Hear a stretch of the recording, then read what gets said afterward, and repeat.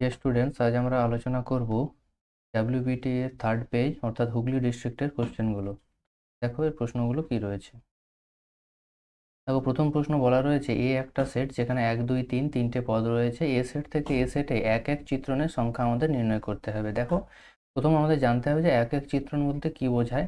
এক এক চিত্রণ কি না, এমন একটা ম্যাপিং যেখানে ডোমেনের প্রত্যেকটা পদ কোডোমেনের কেবলমাত্র একটি আলাদা পদের সাথে সম্পর্কযুক্ত হবে। সেই জিনিসটা তোমাদের আমি আগে বলেছি, যেখানে এক এক চিত্রণ হতে গেলে ডোমেনের প্রতিটি পদ ভিন্ন প্রতিবিম্ব থাকবে, অর্থাৎ কোডোমেনের নির্দিষ্ট পদের সাথে সম্পর্কযুক্ত হবে, অর্থাৎ কোনো দুটো পদ একটা পদের সাথে সম্পর্কযুক্ত হবে না। তাহলে সেটা যদি শর্ত হয় তাহলে ডোমেনের প্রথম যদি আমি একের জন্য ভাবি, সেই জন্য বলেছি পয়েন্টস অন দ্য ডোমেন। তার পয়েন্টস অন দ্য ডোমেন বলতে ডোমেনে যে পদগুলো রয়েছে, তাহলে একের জন্য কতগুলো চয়েস রয়েছে না এক ডান দিকে যে 1 2 3 রয়েছে, এই 1 2 3 যে কোনো একটার সাথে সম্পর্কযুক্ত হতে পারে।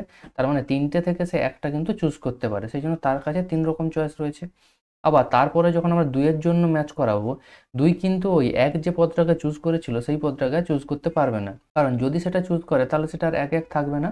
সেই জন্য 2 এর কাছে বাকি দুটো পদ থেকে একটা, অর্থাৎ 2C1, অর্থাৎ দু রকম ভাবে। এবং লাস্টে যখন 3 এর জন্য সম্পর্কযুক্ত করব, 3 কেবলমাত্র একটাই পদ পড়ে থাকবে, কারণ সেটা যেহেতু তিনটে পদ রয়েছে আর 1 2 যেহেতু দুটো পদের সাথে সম্পর্কযুক্ত হয়ে যাবে, 3 এর জন্য একটা পদ থেকে একটা, অর্থাৎ 1C1। তাহলে সেক্ষেত্রে আমাদের মোট চিত্রণের সংখ্যা কত হবে না 3 গুণ 2 গুণ 1, অর্থাৎ প্রথমটা 3 প্রকারের জন্য, দ্বিতীয়টা 2 প্রকার এবং তৃতীয়টার 1 প্রকার। তাহলে কি হয়ে যাবে না মোট 6 রকম ভাবে আমরা এক এক চিত্রণকে ডিফাইন করতে পারি। অপশন নাম্বার ডি হয়ে যাবে সঠিক উত্তর।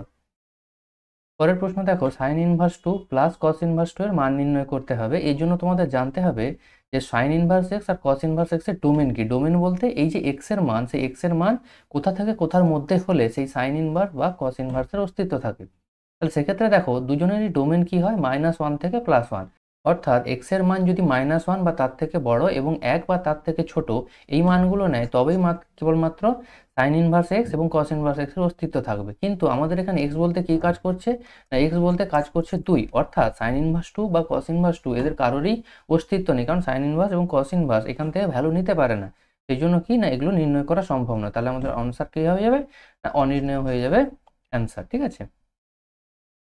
পরে এ ও বি দুটো ম্যাট্রিক্স কেমনভাবে বলা আছে না, যারা A B equal to B এবং বি এ ইকুয়াল টু এ এই শর্ত সিদ্ধ করে। তাহলে আমাদের বের করতে হবে এ স্কোয়ার প্লাস বি স্কোয়ার ম্যাট্রিক্সটি কার সাথে সমান হবে। দেখো আমরা এ স্কোয়ার বলতে কি বুঝি না এ ইন্টু এ, আবার বি স্কোয়ার বলতে বুঝি বি ইন্টু বি। এবার আমাদের প্রদত্ত সমীকরণে দেওয়াই রয়েছে কি না এ বলতে কি বোঝায়, এ বলতে বি এ বোঝায়। তার মানে যেখানে এ রয়েছে সেই জায়গায় বি এ বসালাম, আবার যেহেতু এ রয়েছে তাহলে সেখানেও বি এ বসালাম। অনুরূপভাবে বি বলতে এ বি বলা আছে, তাহলে দুটো বি এর জায়গায় দুটো এ বি বসানো হলো। এবার আমরা কি জানি না ম্যাট্রিক্স গুণ আমাদের অ্যাসোসিয়েটিভ ল মেনে চলে। তাহলে অ্যাসোসিয়েটিভ ল মেনে চললে এই মাঝের দুটো ম্যাট্রিক্সকে আমরা একসাথে গ্রুপিং করতে পারি। একইভাবে ডান দিকে এই মাঝের বি একে একসাথে গ্রুপিং করতে পারি। আবার দেখো প্রয়োজনীয় শর্ত আমাদের দেওয়া রয়েছে এবি মানে কি না এবি মানে বি, তাহলে এই এবির পরিবর্তে চেঞ্জ করে বি লেখা হলো। তাহলে হয়ে গেল কি না B into A, B A হয়ে গেল। আবার পরেরটাতে কি রয়েছে B into A, B A রয়েছে, বি একে আমরা চেঞ্জ করে কি লিখতে পারি এ লিখতে পারি। তাহলে সেই এ আর পাশের বি আবার এ বি হয়ে গেল। তারপরের লাইনে আবার বি এ বলতে কি জানি না, বি এ বলতে আমরা জানি এ, তার মানে বি এটা এ হয়ে গেল, আর বাঁ দিকে একটা বি ছিল অর্থাৎ বি এ হয়ে গেল। এবং পরেরটাতে কি না এ বি বলতে আমরা বি জানি, তাহলে এ বির পরিবর্তে বি লিখলাম, আর বাঁ দিকে এ ছিল তাই এ বি হয়ে গেল। আবার কি আছে না বি এ মানে এ বলা আছে, আবার এ বি মানে বি বলা আছে। তাহলে আলটিমেট আমাদের কি এলো না এ প্লাস বি এলো, অর্থাৎ আমরা বলতে পারি এ স্কোয়ার প্লাস বি স্কোয়ার সমান এ প্লাস বি, অর্থাৎ অপশন নাম্বার সি হয়ে যাবে সঠিক উত্তর। চার দেখো বলা আছে এফ টু 4 এফ ড্যাশ 2 সেটাও 4 বলা আছে। আমাদের বের করতে হবে limit x tending to 2 x f to minus 2 f x by x minus 2। দেখো এর জন্য কি করা হলো, নিচে যে এক্স মাইনাস 2 আছে তার মতো করে প্রথমে উপরে অ্যাডজাস্ট করা হলো। তাহলে উপরে এক্স মাইনাস 2 দেওয়া হলো, যখনই এক্স মাইনাস 2 দেওয়া হলো তাহলে এক্স ইন্টু এফ টু এটা আমাদের প্রশ্নে ছিল, তাহলে এটা ঠিক আছে। কিন্তু এই যে 2 ইন্টু এফ টু সেটা যে বিয়োগ করা হয়েছে সেটা আমাদের অ্যাডজাস্ট করার জন্য তাহলে প্লাস 2 এফ টু করতে হবে, এবং মাইনাস যে 2f(x) ছিল সেটা যেমন ছিল তেমন থাকছে। পরের লাইনে কি করা হলো না এটাকে স্প্লিট করে দেওয়া হলো, নিচের x-2 এই প্রথম দুটো টার্মের সাথে একটা ভেঙে গেল, আর দ্বিতীয় টার্মটা ভাঙার সময় কি করা হলো না -2 কমন নেওয়া হলো। -2 কমন নেওয়ার ফলে কি হলো না fx এর আগে যেটা মাইনাস ছিল সেটা fxটা পজিটিভ হয়ে গেল এবং f2টা নেগেটিভ হয়ে গেল, এবং সেটা আমাদের কি একটা স্ট্যান্ডার্ড ফর্মে চলে এলো। সেই স্ট্যান্ডার্ড ফর্মটা কি না দেখো ডান দিকে আমি বলে দিয়েছি যে f' অর্থাৎ এ বিন্দুতে অন্তর্কলজের মান কি না limit x tending to a f x minus f a by x minus এই ফর্মুলা। এখন আমাদের এ বলতে কি কাজ করছে না 2 কাজ করছে, তার মানে এটাকে কি লিখতে পারবো এফ ড্যাশ 2 লিখতে পারবো। দেখো সেটাই আমাদের পরের লাইনে লেখা হলো যে এটা এফ ড্যাশ 2, আর বাঁ দিকটা কি হলো এই x minus two cancel out হয়ে গেল, তাহলে আমাদের কি পড়ে থাকছে এফ টু। এবার এফ টু যেহেতু কনস্ট্যান্ট তার উপর লিমিটের কোনো প্রভাব থাকছে না, সেই জন্য ডাইরেক্ট এফ টু চলে আসছে। এইবার এফ টু আর এফ ড্যাশ 2 এর ভ্যালু বসিয়ে ক্যালকুলেট করলে অ্যান্সার আসছে -4, অর্থাৎ অপশন নাম্বার সি হয়ে যাচ্ছে সঠিক উত্তর। নেক্সট দেখো বলা রয়েছে -2 to +2 x to the power n d x, এটা 0 হবে যখন এন এর মান, দেখো আমরা কি জানি না -a to +a f x d x, এটা 0 কখন হয় না যদি f of -x equal to -f x হয়, অর্থাৎ এফ এক্স একটি অযুগ্ম অপেক্ষক যদি হয় তখনই কিন্তু এই শর্ত মেনে চলে।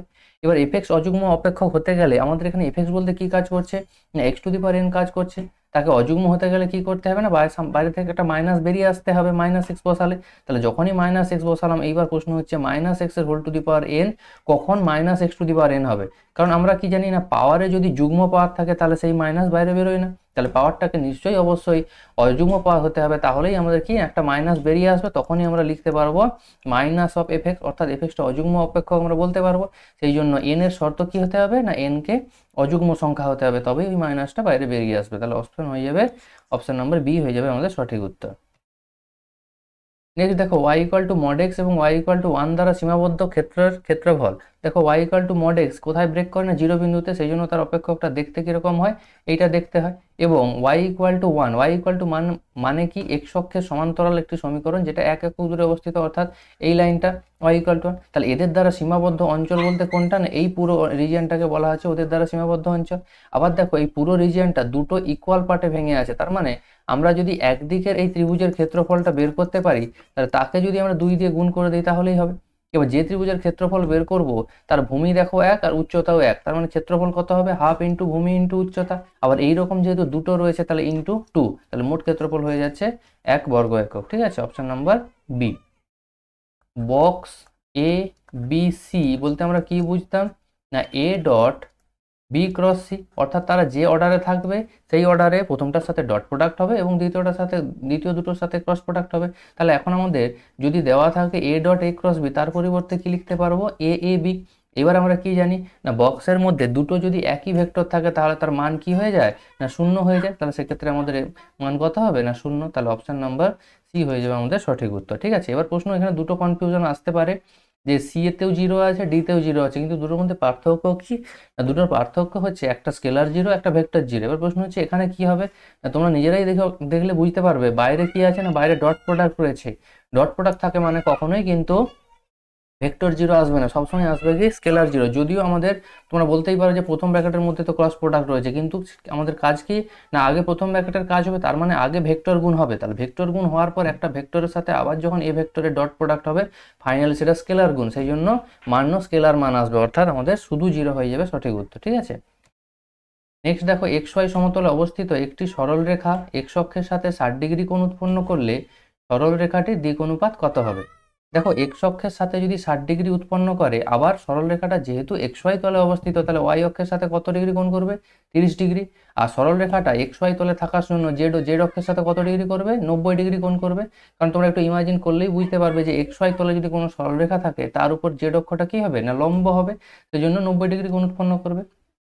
এবার আমরা কি জানি না কোনো সরল রেখা আমাদের অক্ষগুলির সাথে যথাক্রমে আলফা বিটা গামা যদি কোণ উৎপন্ন করে তাহলে তার দিক অনুপাত কত হয় না cos alpha cos beta cos gamma. এখানে আমাদের আলফা 60 বিটা 30 এবং গামা 90 ডিগ্রি, তাহলে সেটা যখন বসাচ্ছি আমাদের অ্যান্সার চলে আসছে ½ √3/2, 0।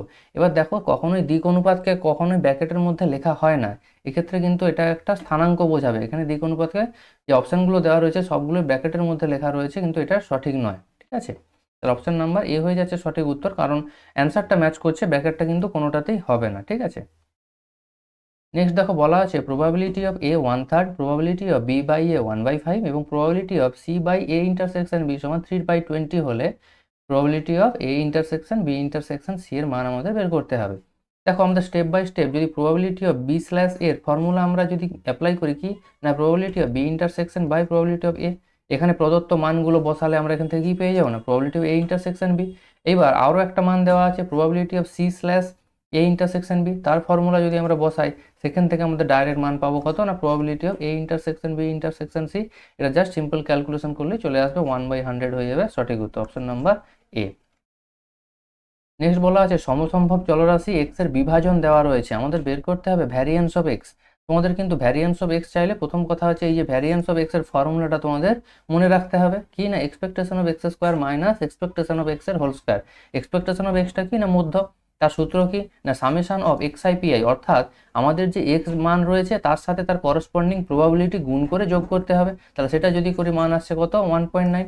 আর এক্সপেকটেশন অফ এক্স স্কোয়ার মানে কি summation of x I square P i, অর্থাৎ এক্স এর যে মানগুলো রয়েছে তাকে আগে বর্গ করতে হবে তারপর তার করসপন্ডিং প্রবাবিলিটি দিয়ে গুণ করতে হবে, তাহলে সেক্ষেত্রে আমাদের মান কত আসছে 3.9। এবার এই মানগুলো যদি আমাদের ফর্মুলা ভ্যারিয়েন্স অফ এক্স বা ভেদমানের ফর্মুলাতে বসিয়ে দিই তাহলে অ্যান্সার চলে আসছে 0.29, তাহলে অপশন নাম্বার এ হয়ে যাবে সঠিক উত্তর।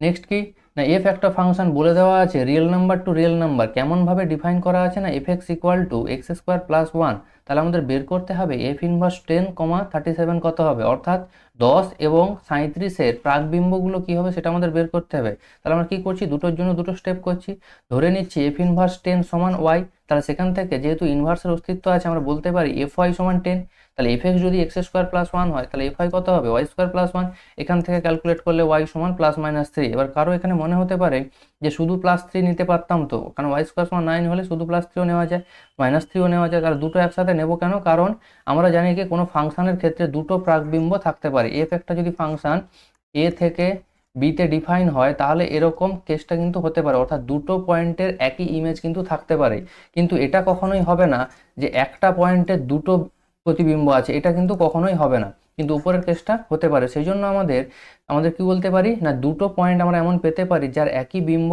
10 রয়েছে, ঠিক আছে, সেক্ষেত্রে ওই জন্য +3 -3 দুটোই আমাদের গ্র্যান্টেড হবে। একইভাবে আমরা এফ ইনভার্স 37ও বের করেছি, সেক্ষেত্রে আমাদের কত ভ্যালু আসছে না +-6, অর্থাৎ এফ ইনভার্স 10 এবং এফ ইনভার্স 37 এই দুটো একসাথে ভ্যালু কত আসছে +3 -3 এবং +6 -6, এটা হয়ে যাবে আমাদের উত্তর, ঠিক আছে। নেক্সট দেখো বলা রয়েছে sine inverse x plus sine inverse y plus sine inverse z সমান 3π/2। দেখো প্রথম কাজ কি করেছি না 3π/2কে আমি ভেঙে π/2 + π/2 + π/2 লিখেছি, কেন না দেখো এবার একটা রেঞ্জ বলা আছে যে -π/2 sine inverse x sine inverse y sine inverse z lesser equal to π/2, অর্থাৎ এই যে sine inverse x sine inverse y sine inverse z এদের প্রত্যেকটা মান কোথায় আছে না -90 থেকে +90 এর মধ্যে, সমস্ত এক্স বিলংস টু -1 টু +1 এর জন্য, কারণ একটু আগে আমি এক্সপ্লেন করছিলাম যে এক্স এর মান সবসময় -1 থেকে +1 এর মধ্যেই থাকবে যদি সাইন ইনভার্স এক্স এর অস্তিত্ব থাকে। এবার প্রশ্ন হচ্ছে তার রেঞ্জটা কি হয় না -90 থেকে +90, অর্থাৎ -π/2 থেকে +π/2, অর্থাৎ সর্বনিম্ন মান -90 ডিগ্রি এবং সর্বোচ্চ মান 90 ডিগ্রি নিতে পারে। তাহলে এক্ষেত্রে তিনটে সাইন ইনভার্স ফাংশনের যোগফল যদি 3π/2 হয় তার মানে কি এখান থেকে সহজেই বোঝা যাচ্ছে যে তিনজনেই তাদের ম্যাক্সিমাম ভ্যালু নিয়েছে, কারণ প্রত্যেকে যদি π/2 করে না নেয়, কেউ একজন যদি কম ভ্যালু নেয় তাহলে বাকি জনকে বেশি ভ্যালু নিতে হবে 3π/2 বোঝানোর জন্য, কিন্তু সেটা কখনোই পসিবল নয়, কারণ প্রত্যেকে π/2 বেশি ভ্যালু নিতে পারে না। সেই জন্য কি না প্রত্যেকেই তার ম্যাক্সিমাম ভ্যালু অ্যাটেন্ড করতে হবে, তবেই তিনটের যোগফল 3π/2 হবে। সেই জন্য আমরা বলতে পারি সাইন ইনভার্স এক্স সমান π/2, সাইন ইনভার্স ওয়াই সমান π/2 এবং সাইন ইনভার্স জেড সমান π/2। এখান থেকে আমাদের এক্স ওয়াই জেড কত আসছে না x equal to 1 y equal to 1 এবং জেড ইকুয়াল টু 1, তার মানে আমরা বলতে পারি x plus y plus z equal to 3, যেটা আমাদের চেয়েছে, ঠিক আছে। নেক্সট দেখো বলা রয়েছে এ একটি এমন বর্গ ম্যাট্রিক্স যেখানে এ ট্রান্সপোজ এ সমান আই হয়, আমাদের বের করতে হবে ডিটারমিনেন্ট অফ এর ভ্যালু কত। দেখো এ ট্রান্সপোজ এ যদি আমাদের আই বলা থাকে আমরা কি করেছি দুদিকে ডান দিকে কি করেছি এ ইনভার্স দিয়ে গুণ করেছি, ঠিক আছে। যদি এ ইনভার্স দিয়ে গুণ করি তাহলে আমাদের কি না আমরা একটু আগে এক্সপ্লেন করলাম যে ম্যাট্রিক্স গুণ আমাদের অ্যাসোসিয়েটিভ ল মেনে চলে, তাহলে আমরা এখানে বলতে পারি এ ইন্টু এ ইনভার্সকে আমরা একসাথে গ্রুপিং করতে পারি, এবং ডান দিকে আমরা জানি আইডেন্টিটি ম্যাট্রিক্সের সাথে যাকেই গুণ করি না কেন সেই ম্যাট্রিক্সটাই থাকে, অর্থাৎ ডান দিকটা ইনভার্স থেকে যাচ্ছে। আবার কি না এই যে এ ইন্টু এ ইনভার্স এর ভ্যালু কত হয় না আইডেন্টিটি ম্যাট্রিক্স হয়, সেটা আমি তোমাদের ডান দিকে মেনশন করে দিয়েছি যে এ ইন্টু এ ইনভার্স আর এ ইনভার্স এ এই দুটোর ভ্যালু কত আইডেন্টিটি হয়, আবার আইডেন্টিটি ম্যাট্রিক্সের সাথে এ ট্রান্সপোজ গুণ করলে এ ট্রান্সপোজই থাকে। এবার কি করছি না উভয় পক্ষে আমি ডিটারমিনেন্ট নিয়ে নিচ্ছি, যখনই উভয় পক্ষে ডিটারমিনেন্ট নিচ্ছি এ ট্রান্সপোজ মানে কি তার পরিবর্ত ম্যাট্রিক্স, অর্থাৎ তার রো কলামগুলোকে ইন্টারচেঞ্জ করা হয়েছে। আবার আমরা ডিটারমিনেন্টের প্রপার্টি জানি যদি রো কলাম ইন্টারচেঞ্জ করি তাহলে ডিটারমিনেন্টের ভ্যালুর কোনো পরিবর্তন হয় না, তাই বলতে পারি যে ডিটারমিনেন্ট অফ এ ট্রান্সপোজ সমান ডিটারমিনেন্ট অফ এ, সেই জন্য বাঁ দিকটা ডিটারমিনেন্ট অফ এ ট্রান্সপোজকে পরিবর্তিত করে ডিটারমিনেন্ট অফ এ লেখা হয়েছে। আবার ডান দিকটা কি না এ ইনভার্সের ডিটারমিনেন্ট, এ ইনভার্সের ডিটারমিনেন্টের আমাদের একটা ফর্মুলা ছিল যে determinant of A inverse one one by determinant of A, সেটা যদি অ্যাপ্লাই করি তাহলে determinant of A inverse one one by data লিখতে পারি। এবার কি এই ডিটারমিনেন্ট এটাকে বাঁ দিকে গুণ করে দেওয়া আছে, তাহলে কি চলে আসছে না ডিটারমিনেন্ট অফ এ তার whole square equal to one, বর্গরাশি ওয়ান হলে তার ডিটারমিনেন্ট এর মান কি হয় না প্লাস মাইনাস ওয়ান। কারো কিন্তু এটা যেন মডিউলাস যেন না মনে হয় যে মডিউলাস হবে মানে সবসময় পজিটিভ ভ্যালু হবে, এটা মডিউলাস নয়, এটা ডিটারমিনেন্ট, এর ভ্যালু পজিটিভ বা নেগেটিভ দুটোই হতে পারে, তাহলে আমাদের অ্যান্সার হয়ে যাবে প্লাস মাইনাস ওয়ান। নেক্সট দেখো বলা ছিল এ একটা ম্যাট্রিক্স, এই ম্যাট্রিক্সটা কত বাই কত অর্ডারে বলা আছে না 3/1 অর্ডারের ম্যাট্রিক্স বলা আছে, তার মানে এ ট্রান্সপোজটা কি হবে 1/3 অর্ডারের ম্যাট্রিক্স হবে, কারণ আমরা জানি রো ম্যাট্রিক্সের ট্রান্সপোজ করলে কলাম ম্যাট্রিক্স হয় আর কলাম ম্যাট্রিক্সের ট্রান্সপোজ করলে রো ম্যাট্রিক্স হয়। এবার আমাদের কি বের করতে হবে এ ইন্টু এ ট্রান্সপোজ, দেখো ম্যাট্রিক্স গুণের নিয়ম যদি আমরা অ্যাপ্লাই করি তাহলে কি জানি না 3/1 অর্ডারের ম্যাট্রিক্স তার সাথে যদি আমরা 1/3 অর্ডারের ম্যাট্রিক্স করি তাহলে রেজাল্টিং ম্যাট্রিক্স কি হয় না এই মাঝের 1 1 ক্যান্সেল আউট হয়ে যায়, তাহলে 3/3 অর্ডারের একটা ম্যাট্রিক্স হবে। তাই দেখো আমাদের রেজাল্টিং ম্যাট্রিক্স 3/3 অর্ডার এসছে এবং ম্যাট্রিক্স গুণের যা রুল ছিল এই রো এর সাথে এই কলাম, আবার এই রো এর সাথে এই কলাম, প্রথম রো এর সাথে লাস্ট কলাম, এইভাবে কিন্তু ম্যাট্রিক্স গুণের যা নিয়ম ছিল সেই গুণ অ্যাপ্লাই করে আমরা কিন্তু এ ইন্টু এ ট্রান্সপোজ পেয়ে যাচ্ছি, ঠিক আছে। নেক্সট দেখো এফএক্স একটা ফাংশন বলে দেওয়া রয়েছে, সেটা x ইকুয়াল টু 0 বিন্দুতে সন্তত। আমরা জানি কি কোনো ফাংশন x ইকুয়াল টু 0 বিন্দুতে সন্তত হলে কি নিয়ম মেনে চলে না limit x tending to 0 f x equal to f0, অর্থাৎ লিমিটিং ভ্যালু এবং ফাংশনাল ভ্যালু ইকুয়াল হয় যে বিন্দুতে সন্তত বলা থাকে, তাহলে সেটাই প্রথম অ্যাপ্লাই করা হয়েছে। তাহলে বাঁ দিকে লিমিটিং ভ্যালু কত বের করতে হবে না লিমিটিং ভ্যালু মানে কি না এক্সটেন্ডিং টু 0, এক্সটেন্ডিং টু 0 মানে কি 0-র খুব কাছাকাছি অর্থাৎ ইকুয়াল টু 0 নয়, নট ইকুয়াল টু 0, সেই জন্য ফাংশন কি ভ্যালু নিয়েছে না প্রথম যে অপেক্ষক যে ভ্যালুটা দেওয়া রয়েছে x নট ইকুয়াল টু 0-র জন্য সেই ভ্যালুটা ফাংশন নিয়েছে। এরপর কি না 1 মাইনাস কস এক্সকে আমরা কি লিখতে পারি 2 সাইন স্কোয়ার x/2, অর্থাৎ অংশকোণের যে সূত্র ছিল সেটা অ্যাপ্লাই করা হয়েছে। না আবার কি না সাইনের নিচে আমাদের লিমিটিং ফর্মুলা কি ছিল না limit x tending to 0 sign x/x, এইরকম আকারে যদি থাকে তার ভ্যালু হয় 1, তাহলে এইরকম আকারে করতে গেলে সাইনের ভেতর যা থাকবে নিচেও আমাদের তাই আনতে হবে, সেই জন্য দেখো এখানে সাইনের ভেতর কি আছে ax, সেই জন্য তার নিচে ax/2 আনা হয়েছে। এবার কি বাইরে যেহেতু বর্গ ছিল তাই ax/2 এরও বর্গ হবে, তার মানে কি আলটিমেট আমরা ax/2 এর হোল স্কোয়ার দিয়ে ভাগ করেছি, সেই জন্য ax/2 এর হোল স্কোয়ার অর্থাৎ x²x² সেটা দিয়ে গুণও করা হয়েছে। বাকি কি বাকি এই যে 2/x যেমন ছিল 2/xকে রেখে দেওয়া হয়েছে, আর এই নিচে 1/sin x যেমন ছিল সেটাকে 1/sin x রেখে দেওয়া হয়েছে।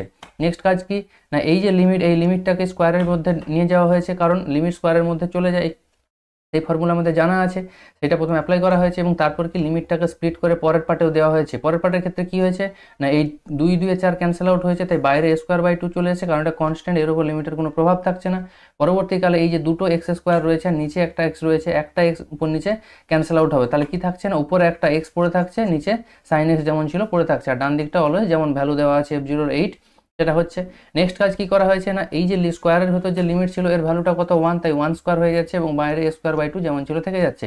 এবং কি করা হলো এই যে এক্সটাকে সাইন এক্স এর নিচে চলে এলো, আমরা কি জানি না হরের হর থাকলে সেটা লবে চলে যায়, তার মানে লবে আছে মানে তাকে হরের হরে পাঠাতে পারবো, সেই জিনিসটা এখানে অ্যাপ্লাই করা হয়েছে। দিয়ে লিমিটিং ভ্যালু অ্যাপ্লাই করার পর এটার ভ্যালু তো 1 হয়ে যাচ্ছে, তার মানে আমরা পাচ্ছি a²/2 = 8, এখান থেকে পাচ্ছি a² = 16, তার মানে a সমান প্লাস মাইনাস 4। তোমাদেরকে আমি বারবার মনে করিয়ে দিচ্ছি বর্গ থেকে যখন বর্গমূল করবে অবশ্যই প্লাস মাইনাস ভ্যালু দেবে।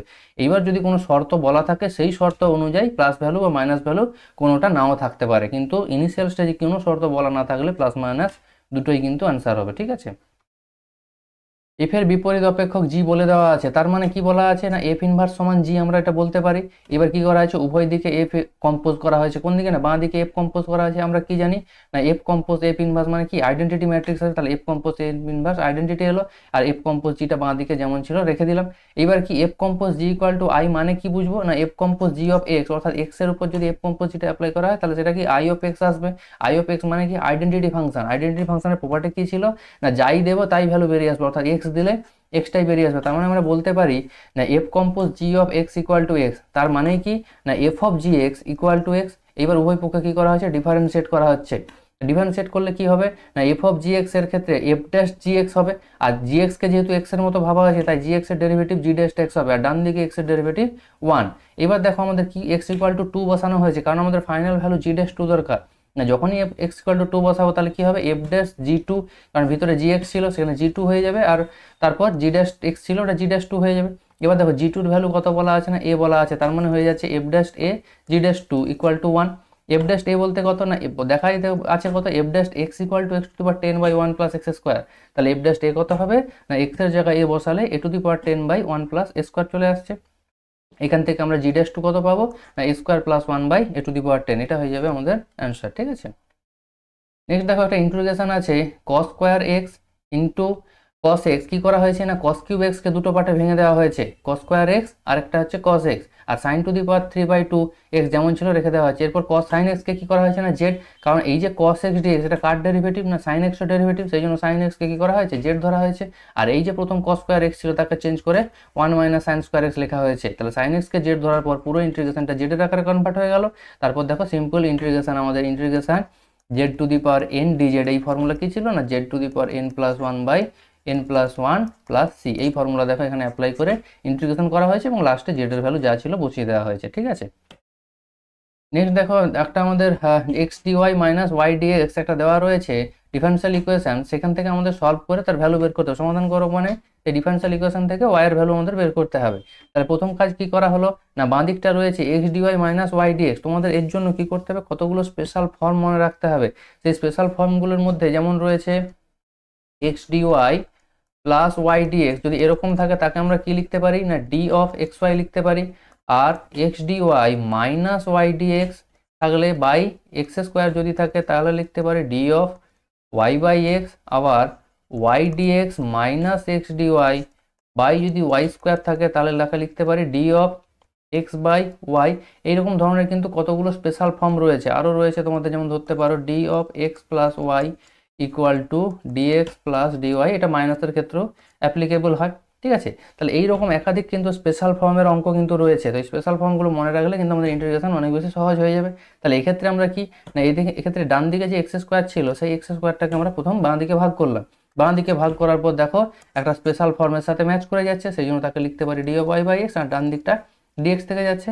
এবার উভয় পক্ষে সমাকলন করলে কি পেয়ে যাবো না আমরা কি জানি বাঁ দিকটা কার মতো কাজ করছে ডিএক্স এর মতো, এক্স বলতে ওয়াই বাই এক্স, তার ডিএক্স এর ইন্টিগ্রেশন হয় এক্স, এক্স বলতে এখানে কাজ করছে ওয়াই বাই এক্স, আর ডান দিকে ডিএক্স বলতে ডিএক্সই রয়েছে, তার ইন্টিগ্রেশন এক্স প্লাস সমাকলন ধ্রুবক সি। তার এক্ষেত্রে এই যে বাই এক্স ছিল সেই এক্সটা দিয়ে গুণ করে দিলে ওয়াই ইকুয়াল টু আসছে x square plus c x. ঠিক আছে, তোমাদের কিন্তু এই স্পেশাল ফর্মগুলো কিন্তু মনে রাখতে হবে। এর আরও কতগুলো স্পেশাল ফর্ম রয়েছে, তোমরা যদি চাও টেলিগ্রাম গ্রুপে জানাবে, আমি তোমাদের সেখানে দিয়ে দেবো। ঠিক আছে, নেক্সট দেখো বলা রয়েছে f x equal to mod x অপেক্ষকটির অবমান আমাদের জিরো দেখাতে হবে। ঠিক আছে, দেখো প্রথম কথা হচ্ছে F x equal to mod x দেওয়া থাকলে সেটা কীরকমভাবে ব্রেক করে সেটা আগে জানতে হবে। কি হয় না যখন এক্স গ্রেটার দেন জিরো হয় তখন প্লাস এক্স হয়, এক্স ইকুয়াল টু জিরো হলে ইকুয়াল টু জিরো, আর লেস দেন জিরো হলে হয় মাইনাস এক্স। এইবার তাকে যদি আমরা ডেরিভেটিভ করি অর্থাৎ এফ ড্যাশ এক্স করি তাহলে এক্সের ডেরিভেটিভ হয় 1 কখন না এক্স গ্রেটার দেন জিরো, আবার এক্স লেস দেন জিরোর জন্য হচ্ছে -1। তাহলে এক্স ইকুয়াল টু জিরোর জন্য এখানে পার্টটা মানে দিলাম না কেন, কারণ মড ফাংশন আমরা জানি যেখানে ব্রেক করে সেই পয়েন্টে কিন্তু তার ডেরিভেটিভের অস্তিত্ব থাকে না, সেই জিনিসটা আমি এই জন্য দেখিয়ে দিয়েছি। যখন এক্স ইকুয়াল টু জিরো তখন এল এফ ড্যাশ জিরো বলতে কি লেফট হ্যান্ড ডেরিভেটিভ, সেটার মান কত আসছে -1, আবার আর এফ ড্যাশ জিরো অর্থাৎ রাইট হ্যান্ড ডেরিভেটিভ তার মান কত আসছে না 1। যেহেতু লেফট হ্যান্ড ডেরিভেটিভ এবং রাইট হ্যান্ড ডেরিভেটিভ সমান হয় না, তাই কি হয় না মড ফাংশনে জিরো বিন্দুতে এফ ড্যাশ এক্সের অস্তিত্ব থাকে না, সেই জন্য এই যে এফ ড্যাশ এক্স বের করেছি সেখানে এক্স ইকুয়াল টু জিরোর কোনো মেনশন নেই। কিন্তু এখান থেকে আমরা কি জানতে পারছি না F dash x less than zero, F dash x বলতে এই যখন এক্সটা আমাদের লেস দেন জিরো অর্থাৎ জিরোর থেকে ছোট তখন ফাংশনের ডেরিভেটিভ করলে কি আসছে লেস দেন জিরো। আবার কি জানি না লেস দেন জিরো হলে সেটা কীরকম ফাংশন হয় ক্ষয়িষ্ণু ফাংশন হয়। ক্ষয়িষ্ণু ফাংশন মানে কি না এক্স এর মান বাড়ার সাথে সাথে এফ এক্স এর মান কমতে থাকে। আবার যখন এক্সটা গ্রেটার দেন জিরো তখন ফাংশনের ভ্যালু কত না F dash x greater than zero, কারণ 1 হয়। তাহলে আমরা বলতে পারি এক্স এর মান বাড়ার সাথে সাথে কি হয় না ফাংশনের ভ্যালু বাড়তে থাকে, তার মানে সেটা কি বর্ধিষ্ণু অপেক্ষক। তার মানে এই জিরোর বাঁ দিকে এবং বাঁ দিকে কি হচ্ছে আস্তে আস্তে ভ্যালুটা কমে আসছে এবং ডান দিকে আস্তে আস্তে ভ্যালুটা বেড়ে আসছে। সেই জন্য কোন বিন্দুর কাছাকাছি এটা হচ্ছে না এক্স ইকুয়াল টু জিরো বিন্দু, তার মানে এই এক্স ইকুয়াল টু জিরো বিন্দুতে কি থাকবে সব থেকে অবমান থাকবে। সেই জন্য আমাদের বলা হয় যে মড এক্স যে অপেক্ষক তার অবমান কত না 0, সেটা এখানে বলা আছে। এবং F x equal to zero যখন এক্স ইকুয়াল টু জিরো, সুতরাং জিরো বিন্দুতে এফ এক্স এর মান সর্বদা অবম হবে। ঠিক আছে, নেক্সট দেখো ইন্টারভ্যাল একটা দেওয়া রয়েছে 0 লেস এক্স লেস π/2, অর্থাৎ 0 থেকে π/2 এর মধ্যে আমার এক্স এর ভ্যালুটা রয়েছে, দেখাতে হবে sin x লেস দেন এক্স। দেখো এটা দেখানোর দুটো টেকনিক আছে, ক্ষয়িষ্ণু বর্ধিষ্ণু দিয়েও কেউ দেখাতে পারো বা কেউ ল্যাগ্রাঞ্জের মধ্যমান উপপাদ্য প্রয়োগ করেও কিন্তু দেখাতে পারো। আমি কিন্তু এখানে ক্ষয়িষ্ণু বর্ধিষ্ণু থেকে অ্যাপ্লাই করেছি। প্রথম তার জন্য কি দরকার না এফ এক্স একটা ফাংশন ধরতে হবে, এফ এক্স কি ধরলাম না sin x মাইনাস এক্স। কেউ যদি এখানে x মাইনাস sin x দেখাও তাহলে কিন্তু তাকে বর্ধিষ্ণু দেখাতে হবে। আবার আমি যেহেতু sin x মাইনাস এক্স ধরেছি, তাহলে আমি ক্ষয়িষ্ণু দেখাবো, তাহলেই আমাদের প্রমাণটা আসবে। ঠিক আছে, এরপর কি করা হলো না, এফএক্সকে বোথ সাইডে ডেরিভেটিভ করা হলো। আমরা কি জানি না, বর্ধিষ্ণু দেখাতে গেলে F dash x greater than 0 দেখাতে হয়, আর ক্ষয়িষ্ণুর জন্য F dash x less than 0 দেখাতে হয়। যেহেতু আমরা ক্ষয়িষ্ণু দেখাবো তাই লেস দেন 0 দেখাবো। তাহলে আমাদের এফ ড্যাশ এক্স করলে কত আসছে না, cos x মাইনাস 1। এবার প্রশ্ন হচ্ছে cos x মাইনাস 1 এটা লেস দেন 0 তখনই হবে যদি এই cos x এর ভ্যালুটা 1 থেকে ছোট হয়। কারণ আমরা কি জানি, এই 1 থেকে ছোট ভ্যালু 1 থেকে বিয়োগ করলে কি আসবে, মানে তার থেকে যদি 1 বিয়োগ করি তাহলে নেগেটিভ আসবে। এবার দেখো, যখন এক্সটা 0 থেকে 90 ডিগ্রির মধ্যে আছে তখন cos x এর ভ্যালু কি হয় না 1 থেকে ছোট হয়। এটা আমরা বলতেই পারি, কারণ কি না, যত আমরা কি জানি cos 0 এর ভ্যালু কত হয় 1, cos 90 এর ভ্যালু কত হয় না 0। অর্থাৎ এখানে অ্যাঙ্গেল যত বাড়তে থাকবে cos এর ভ্যালু তত কি হয়, কমতে থাকে। তার মানে 0তেই সব থেকে ম্যাক্সিমাম ভ্যালু দেয়, তারপর যত বাড়তে বাড়তে π/2 অর্থাৎ 90 এর দিকে যাবে তত ভ্যালু কমতে থাকবে, 1 থেকে ছোট হতে থাকে। তার মানে যখনই, যেহেতু 0-র সাথে ইকুয়ালিটি নেই, তাহলে 1 হতে পারবে না। তাহলে 0-র পরে যত ভ্যালু নেবে সেটা কি হবে না 1 থেকে ছোট ভ্যালু হবে। সেই জন্য 1 থেকে ছোট ভ্যালু থেকে যদি আমরা 1 বিয়োগ করি তাহলে সেটা কি হবে, অলওয়েজ লেস দেন 0 আসবে। তার মানে আমরা এখান থেকে বলতে পারি এফএক্স একটা ক্ষয়িষ্ণু অপেক্ষক। তাহলে এফএক্স ক্ষয়িষ্ণু অপেক্ষক হলে আমরা কি জানি না, ক্ষয়িষ্ণু অপেক্ষক হলে এক্স এর মান বাড়ার সাথে সাথে ফাংশনাল ভ্যালু কমতে থাকবে। সেটাই বলা হয়েছে, তোমাদের ডান দিকে একটু মেনশন করে দিয়েছি যে এফএক্স যদি ক্ষয়িষ্ণু হয় x1 লেস দেন x2 অর্থাৎ x2 এর মান বড় x1 এর থেকে, তার কিন্তু ফাংশনাল ভ্যালু দেখতে কি হবে না fx2টা ছোট হয়ে যাবে fx1 এর থেকে। সেটাই তোমাদের বললাম যে ক্ষয়িষ্ণু হলে x এর মান বাড়ার সাথে সাথে fx এর মান কমে যাবে। তাহলে এখানের ক্ষেত্রে আমাদের কি আছে, আগে আমরা দেখিয়ে দিয়েছি ক্ষয়িষ্ণু, তাহলে সেক্ষেত্রে আমরা বলতে পারবো 0 less than x। 0 less than x মানে কি না, এক্সটা 0 থেকে বড়। তাহলে এক্সটা যদি 0 থেকে বড় হয় fx এর ভ্যালুটা f0 থেকে ছোট হয়ে যাবে, ক্ষয়িষ্ণুর প্রপার্টি তাই বলছে। তার মানে কি fx বলতে কি না sin x minus x less than f0 বলতে কি sin 0 মাইনাস 0 অর্থাৎ 0।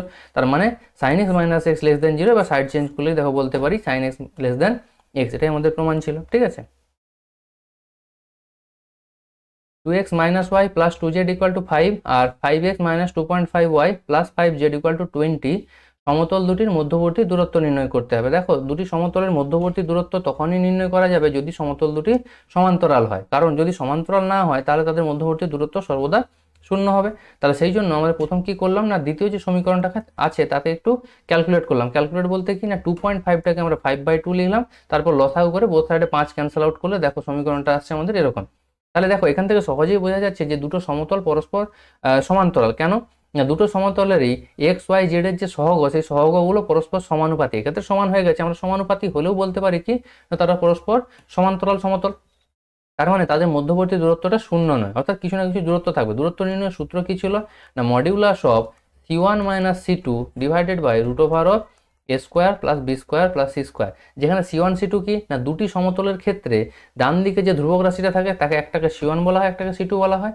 আর root over of a square b square c square কি, যেখানে এবিসিটা হচ্ছে দুটো সমতলের ক্ষেত্রেই তাদের লম্বের দিক অনুপাত। তাহলে এক্ষেত্রে যেহেতু আমাদের দুটো সমতলের ক্ষেত্রে লম্বের দিক অনুপাত একই রয়েছে 2 -1 এবং 2, তাহলে সেক্ষেত্রে আমরা এই ফর্মুলা অ্যাপ্লাই করতে পারি। এবং সেটা কি না, মধ্যবর্তী দূরত্ব হবে 5 - 8 by root over of 2 square plus 1 square plus 2 square. এবারে কি, মাঝে একটা কথা আমি লিখেছি যে সমতল দুটি সমান্তরাল এবং মূলবিন্দুর একই দিকে অবস্থিত। দেখো, মূলবিন্দুর একই দিকে অবস্থিত বুঝবো কি করে, ডান দিকে যে কনস্ট্যান্ট পার্টটা রয়েছে সেই কনস্ট্যান্ট পার্টটা যদি একই চিহ্নযুক্ত হয় তাহলে আমরা সহজেই বলতে পারবো যে দুটো সমতল মূলবিন্দুর একই পার্শ্বে অবস্থিত। তাহলে একই পার্শ্বে অবস্থিত হলে তাদের মধ্যবর্তী দূরত্বের ক্ষেত্রে মাইনাস হবে, আর যদি তারা বিপরীত পার্শ্বে অবস্থিত হয় তাহলে মধ্যবর্তী দূরত্ব প্লাস হয়ে যাবে। জেনারেল কনসেপ্ট, সেখান থেকে আমরা বলতে পারি। ঠিক আছে, তাহলে মধ্যবর্তী দূরত্বটা কত হবে না 3/√9, √9 মানেও 3, তাহলে 3/3 মানে 1 একক। ঠিক আছে, এটা আমরা সহজেই বলতে পারবো। নেক্সট দেখো, একটা সরলরেখার সমীকরণ দেওয়া রয়েছে এবং দুটো সরলরেখার সমীকরণ আমাদের দেওয়া রয়েছে। আমাদের দেখাতে হবে দুটো সরলরেখা পরস্পর সামতলিক। দুটো সরলরেখা সামতলিক হওয়ার শর্তটা প্রথম বুঝতে হবে যে দুটো সরলরেখা যে বিন্দুগামী তাদের বিয়োগফল আর তাদের যে দিক অনুপাতগুলি রয়েছে তাদের দ্বারা গঠিত যে ডিটারমিনেন্ট, সেই ডিটারমিনেন্টের ভ্যালু যদি আমরা 0 দেখাতে পারি তাহলেই বলতে পারবো যে দুটো সরলরেখা পরস্পর সামতলিক। ঠিক আছে, দুটি সরলরেখা কোন বিন্দুগামী না, প্রথম সরলরেখাটা দেখো 1 1 এবং -1 বিন্দুগামী এবং তার দিক অনুপাতগুলি কত 3 -1 0, এবং দ্বিতীয় সরলরেখাটা 4 0 -1 বিন্দুগামী এবং তার দিক অনুপাতগুলি হলো 2 0 3। তাহলে সেক্ষেত্রে আমাদের যে ফর্মুলা রয়েছে সেই ফর্মুলার বাম দিকে কি আমরা যে ভ্যালুগুলো আছে সেই ভ্যালুগুলো বসিয়ে দিলাম। ভ্যালুগুলো বসানোর পর ডিটারমিনেন্টটা ক্যালকুলেট করলে দেখো চলে আসছে যে ডিটারমিনেন্টের ক্ষেত্রে প্রথম রো এবং দ্বিতীয় রো পরস্পর একই। আমরা কি জানি না, কোনো ডিটারমিনেন্টে দুটো রো বা দুটো কলাম যদি হুবহু একই হয়ে যায় তার মান শূন্য হয়, তাহলে এখান থেকে আমরা না ক্যালকুলেট করেও সহজে বলতে পারি এর মান কত হয়ে যাচ্ছে না শূন্য। তার মানে আমরা দেখাতে পারলাম যে শর্তটা ছিল তার বাম পক্ষ এবং ডান পক্ষ সমান। তার মানে এই শর্তটা কার জন্য না দুটি সরলরেখা সমতলী হওয়ার জন্য। তার মানে বলতে পারি যে সরলরেখা দুটি পরস্পর সমতলী। ঠিক আছে, নেক্সট দেখো একটা প্রবাবিলিটি দেওয়া রয়েছে 2 × PA সমান PB সমান 5/13। তার মানে ওখান থেকে ক্যালকুলেট করলে PA কত পাবো না 2টা দিয়ে ডিভাইড হয়ে যায় 5/26 আর PB কত হবে 5/13। আর দেওয়া আছে P of A/B মানে কি P of A intersection B by PB। এখান থেকে ভ্যালু বসানোর পর P of A ইন্টারসেকশন Bটা আমাদের সহজেই পেয়ে যাবো 2/13। তাহলে আমাদের বের করতে হবে probability of A union B। Direct formula বসিয়ে দাও, PA + PB - P of A intersection B। সব ভ্যালুগুলো এখন আমাদের জানা, ভ্যালুগুলো বসিয়ে দেওয়ার পর ক্যালকুলেট করলে আছে 11/26। নেক্সট দেখো একটা সম্ভাবনা বিভাজনের ভেদমান দেওয়া রয়েছে, ভেদমান বের করতে হবে। তার মানে একটু আগে আমি তোমাদের এক্সপ্লেন করলাম যে ভেদমানের ফর্মুলা কি, expectation of x² - expectation of x এর whole square. Expectation of x এর ফর্মুলা তোমাদের আগেও বলেছি, আবার এখানেও একই রকম ভাবে বের করা হয়েছে। আবার এক্সপেকটেশন অফ x² এখানে একই রকম ফর্মুলাতে বের করা হয়েছে। তারপর ভ্যালুগুলো পুট করে দেওয়ার পর ভেদমান চলে আসছে। ঠিক আছে, নেক্সট দেখো একটা সেট দেওয়া রয়েছে যেখানে 1 থেকে 5 পর্যন্ত 5টা এলিমেন্ট রয়েছে এবং তার উপর একটা সম্বন্ধ আর ডিফাইন করা রয়েছে, যেখানে সেই সমস্ত অর্ডার পেয়ার AB রয়েছে যাতে মডিউলাস অফ A - Bটা যুগ্ম হয়। যুগ্ম হয় মানে কি, কাকে যুগ্ম বলবো না যাকে আমরা 2 দ্বারা বিভাজ্য করতে পারি। ঠিক আছে, তাদেরকে আমরা যুগ্ম বলছি। এবার দেখাতে হবে এমন একটা সম্বন্ধ যদি থাকে তাহলে সেটা A সেটের উপর একটা সমতুল্যতা সম্বন্ধ। দেখো আমরা জানি কি না, কোনো সম্বন্ধকে সমতুল্যতা দেখাতে গেলে কি কি দেখাতে হবে না, তাকে সসম দেখাতে হবে, প্রতিসম দেখাতে হবে এবং সংক্রমণ। এই 3টে শর্ত যদি একসাথে সিদ্ধ হয় তাহলে তাকে বলবো সমতুল্যতা সম্বন্ধ। এবার দেখো সসম হবে কখন না, যদি প্রত্যেকটা অর্ডার পেয়ার এমন হয় যে প্রত্যেকটাই তার নিজের সাথে সম্পর্কযুক্ত, অর্থাৎ এ টাইপের পদ যেন সম্বন্ধের মধ্যে থাকে সমস্ত A বিলংস টু সেটের জন্য। এবার দেখো এক্ষেত্রে যেহেতু যদিও আমাদের ফাইনাইট সেট দেওয়া রয়েছে 5টা এলিমেন্ট, কিন্তু আমরা প্রত্যেকটা এলিমেন্টের জন্য এই জিনিসটা কিন্তু দেখানো সম্ভব নয়, কারণ তাহলে আমাদের অনেক ধরনের অর্ডার পেয়ার, যত possible all possible order pair কিন্তু আমাদের চেক করতে হবে। ঠিক আছে, কিন্তু সেটা সবসময় পসিবল নয়। সেই জন্য আমরা কি করছি না, ডাইরেক্ট যে ফর্মুলাটিভ প্রুফ সেই ফর্মুলাটিভ প্রুফ করা হয়েছে। দেখো আমরা জানি মডিউলাস অফ A - A মানে কি, একই সংখ্যা থেকে একই সংখ্যা বাদ দিলে 0 হয়, তার মানে 0। এবার 0 একটা হচ্ছে যুগ্ম সংখ্যা, কারণ 0কে আমরা 2 দিয়ে ভাগ করতে পারি, তার মানে যুগ্ম সংখ্যা। তার মানে কোনো অর্ডার পেয়ার তার নিজের সাথে সম্পর্কযুক্ত হলে যে শর্ত সিদ্ধ হতে হয় সেই শর্ত কিন্তু এখানে সিদ্ধ হচ্ছে। কি শর্ত ছিল না, মডিউলাস অফ A - B যুগ্ম। যেহেতু A সম্পর্কযুক্ত হতে হবে তাহলে মডিউলাস অফ A - A সেটা যদি যুগ্ম হয়, আর মডিউলাস অফ A - A মানে 0 সেটা অবশ্যই যুগ্ম। তাই আমরা বলতে পারি যে A, A সেই সমস্ত অর্ডার পেয়ার আর এর মধ্যে আছে কি সমস্ত A বিলংস টু A এর জন্য। তার মানে আমরা সব বলতে পারি যে এটা আর যে সম্বন্ধটা দেওয়া রয়েছে সেটা সসম। আর প্রতিসমের জন্য কি ছিল না, AB রিলেশনে থাকলে তাহলে B এটাও রিলেশনে থাকবে, যেটা যদি দেখাতে পারে তাহলে প্রতিসম। তাহলে ধরে নেওয়া হলো AB রিলেশনের মধ্যে আছে। তাহলে AB রিলেশনে থাকা মানে কি না, মডিউলাস অফ A - B কি হতে হবে যুগ্ম সংখ্যা। আমরা কি জানি মডের ভেতর যদি সংখ্যাগুলো ঘুরিয়ে দেই তাহলে কিন্তু মানের কোনো পরিবর্তন হয় না, অর্থাৎ মডের ভেতর মাইনাস কমন নিলে সেই মাইনাস বাইরে বেরিয়ে আসে না, কারণ মড সেই মাইনাসটা অ্যাবজর্ব করে নেয়। তাহলে আমরা লিখতেই পারি মডিউলাস অফ B - A সেটাও কি না যুগ্ম সংখ্যা। তাহলে মডিউলাস অফ B - A যুগ্ম সংখ্যা হলে B কি রিলেশনে থাকবে। আমরা জানি A - B যদি যুগ্ম সংখ্যা হয় তাহলে AB রিলেশনে থাকে, তার মানে B - A যদি যুগ্ম সংখ্যা হয় তাহলে B টা রিলেশনে থাকবে। তার মানে এখান থেকে আমরা বলতে পারি এটা একটা প্রতিসম সম্বন্ধ। আবার সংক্রমণের ক্ষেত্রে কি ছিল, সংক্রমণের ক্ষেত্রে ছিল AB বেশি যদি রিলেশনে থাকে তাহলে যদি আমরা দেখাতে পারি AC রিলেশনে আছে তাহলে সেটা আমরা বলতে পারবো যে সেটা সংক্রমণ। তাহলে AB যদি রিলেশনে থাকে তাহলে মডিউলাস অফ A - B যুগ্ম। আবার BC যদি রিলেশনে থাকে তাহলে মডিউলাস অফ B - C এটা যুগ্ম হবে। তাহলে A - B যদি যুগ্ম সংখ্যা হয় তাহলে A - B কে 2 এর গুণিতক আকারে লেখা যাবে। আবার B - C যদি যুগ্ম সংখ্যা হয় মডিউলাস, তাহলে তার B - C কেও 2 এর গুণিতক আকারে লেখা যাবে। একটাকে বললাম K গুণিতক, একটাকে বললাম L গুণিতক, যেখানে K L কি না ইন্টিজার। এবার প্রশ্নটা কি না, এইবার আমরা কি করেছি না দুটোর বাম পক্ষকে যোগ করে দিয়েছি। বাম পক্ষকে যোগ করলে দেখো B ক্যান্সেল আউট হয়ে যাবে এবং ডান দিকে 2 × K + L। এবার K আর L যদি পূর্ণ সংখ্যা হয় তাহলে আমাদের K + L একটা পূর্ণ সংখ্যা হবে, তাকে আমরা M বলছি। তার মানে আমরা দেখাতে পাচ্ছি A - C = 2M, অর্থাৎ A - C কেও 2 এর গুণিতক আকারে প্রকাশ করা যায়। তার মানে আমরা বলতে পারি মডিউলাস অফ A - C কি একটা যুগ্ম সংখ্যা। তার মানে AC কি থাকবে রিলেশনে থাকবে, অর্থাৎ আমরা সংক্রমণটাও সহজে দেখাতে পারছি। তাহলে কি দেখানো গেল না, আর হচ্ছে এমন একটা সম্পর্ক যেটা সসম, প্রতিসম এবং সংক্রমণ। তার মানে আমরা বলতে পারি আর একটা সমতুল্যতা সম্বন্ধ। নেক্সট দেখো কি আছে না, tan inverse 2x plus tan inverse 3x সমান π/4। তাহলে এখান থেকে আমাদের সমাধান করতে হবে, x এর মান বের করতে হবে। দেখো আমরা tan inverse a plus tan inverse b এর ফর্মুলা জানি কি না, tan inverse x + y/1 - xy। সেটা অ্যাপ্লাই করা হয়েছে। তারপরের স্টেপ কি করা হয়েছে, ট্যানকে ডান দিকে পাঠানো হয়েছে, হয়ে গেছে tan π/4, তার মান 1। তারপর দেখো সিম্পল আমাদের সবগুলোকে কোনাকুনি গুণ করে সাইড চেঞ্জ করে এক্সের দুটো ভ্যালু পাচ্ছি, কি না x = 1/6 আর একটা হচ্ছে x = -1। এবার প্রশ্ন হচ্ছে তাহলে আমাদের সমাধান তো বেরিয়ে গেল, এরপরে আর এত কিছু করার প্রয়োজন কি, না যে এক্সের যে দুটো মান রয়েছে সেই দুটো মান আদতে সেই সমীকরণকে স্যাটিসফাই করে কিনা সেটা আমাদের কিন্তু একবার ক্রস চেক করে নিতে হবে। ইনভার্সের ক্ষেত্রে কিন্তু এই জিনিসটা আমাদের খেয়াল রাখতে হবে। দেখো x = 1/6 অবশ্যই সমীকরণকে সিদ্ধ করবে, কারণ যখন আমরা x = 1/6 বসাবো তখন tan ইনভার্স হয়ে যাবে 1/3 প্লাস tan ইনভার্স হাফ, অর্থাৎ tan এর মধ্যে যেটা ভ্যালু থাকছে সেই এক্স ওয়াইটা কি না <1। তাই <1 ভ্যালু থাকলে তাদের যোগফল সবসময় 90 ডিগ্রির মধ্যে থাকবে, অর্থাৎ যে π/4 আসছে ওটা কিন্তু ঠিক আছে। কিন্তু প্রবলেমটা হয় যে যেহেতু এই মাইনাস ভ্যালু রয়েছে, সেই মাইনাস ভ্যালুটা এই জন্য আমি চেক করে দেখিয়ে দিয়েছি যে x = -1 কিন্তু সমীকরণকে সিদ্ধ করবে না। সেটা কেন করবে না, তার মানে কি না যদি সমীকরণকে সিদ্ধ করতো তাহলে LHS = RHS হতো। তাহলে আমি দেখিয়ে দিয়েছি যে তোমাদের LHS করলেও সেটা RHS হবে না। কিভাবে, x এর জায়গায় -1 বসিয়ে দাও, চলে আসছে কত, tan inverse -2 plus tan inverse -3। এইবার আমাদের ফর্মুলা ছিল tan এর ভেতর যে x আর y থাকে সেই x আর y দুজনেই যদি <0 হয় কিন্তু তাদের গুণফলটা যদি >1 হয় তাহলে সেক্ষেত্রে ফর্মুলাতে একটা -π প্লাস আমাদের যা ফর্মুলা জানি tan inverse x + y/1 - xy, এই ফর্মুলা অ্যাপ্লাই হয়। কখন না এক্স ওয়াই দুজনেই নেগেটিভ কিন্তু তাদের গুণফল যেন যদি >1 হয়। এখানে কি এক্স ওয়াই কত আছে -2 -3, তার দুজনেই নেগেটিভ কিন্তু তাদের গুণ করলে -6 হয়ে যাচ্ছে, অর্থাৎ >1 হয়ে যাচ্ছে। তার মানে আমাদের এই ফর্মুলা কিন্তু অ্যাপ্লাই হবে, সেটাই দেখো অ্যাপ্লাই করা হয়েছে -π প্লাস যা ফর্মুলা ছিল অ্যাপ্লাই করা হয়েছে। সেখান থেকে ক্যালকুলেট করলে আসছে কত না -3π/4। তাহলে আমরা ডান দিক কত ছিল না শুধু π/4 কিন্তু -3π/4 চলে আসছে, তার মানে আমরা বলতে পারি আর এর সাথে ম্যাচ করছে না। সেক্ষেত্রে আমরা বলতে পারবো যে x = -1 কিন্তু এর কোনো সমাধান হবে না। ঠিক আছে, এই জিনিসটা কিন্তু তোমাদের খেয়াল রাখতে হবে। বলা হয়েছে দেখো সুতরাং x = -1 সমীকরণের সমাধান নেই, অত নির্ণয় সমাধান x = 1/6। নেক্সট দেখো বলা রয়েছে x ≠ y ≠ z, অর্থাৎ x y z নিজেরা পরস্পর সমান নয় এবং একটা ডিটারমিনেটর ভ্যালু কত দেওয়া আছে না যদি 0 হয় তাহলে আমাদের সেখান থেকে প্রমাণ করতে হবে x y z = -1।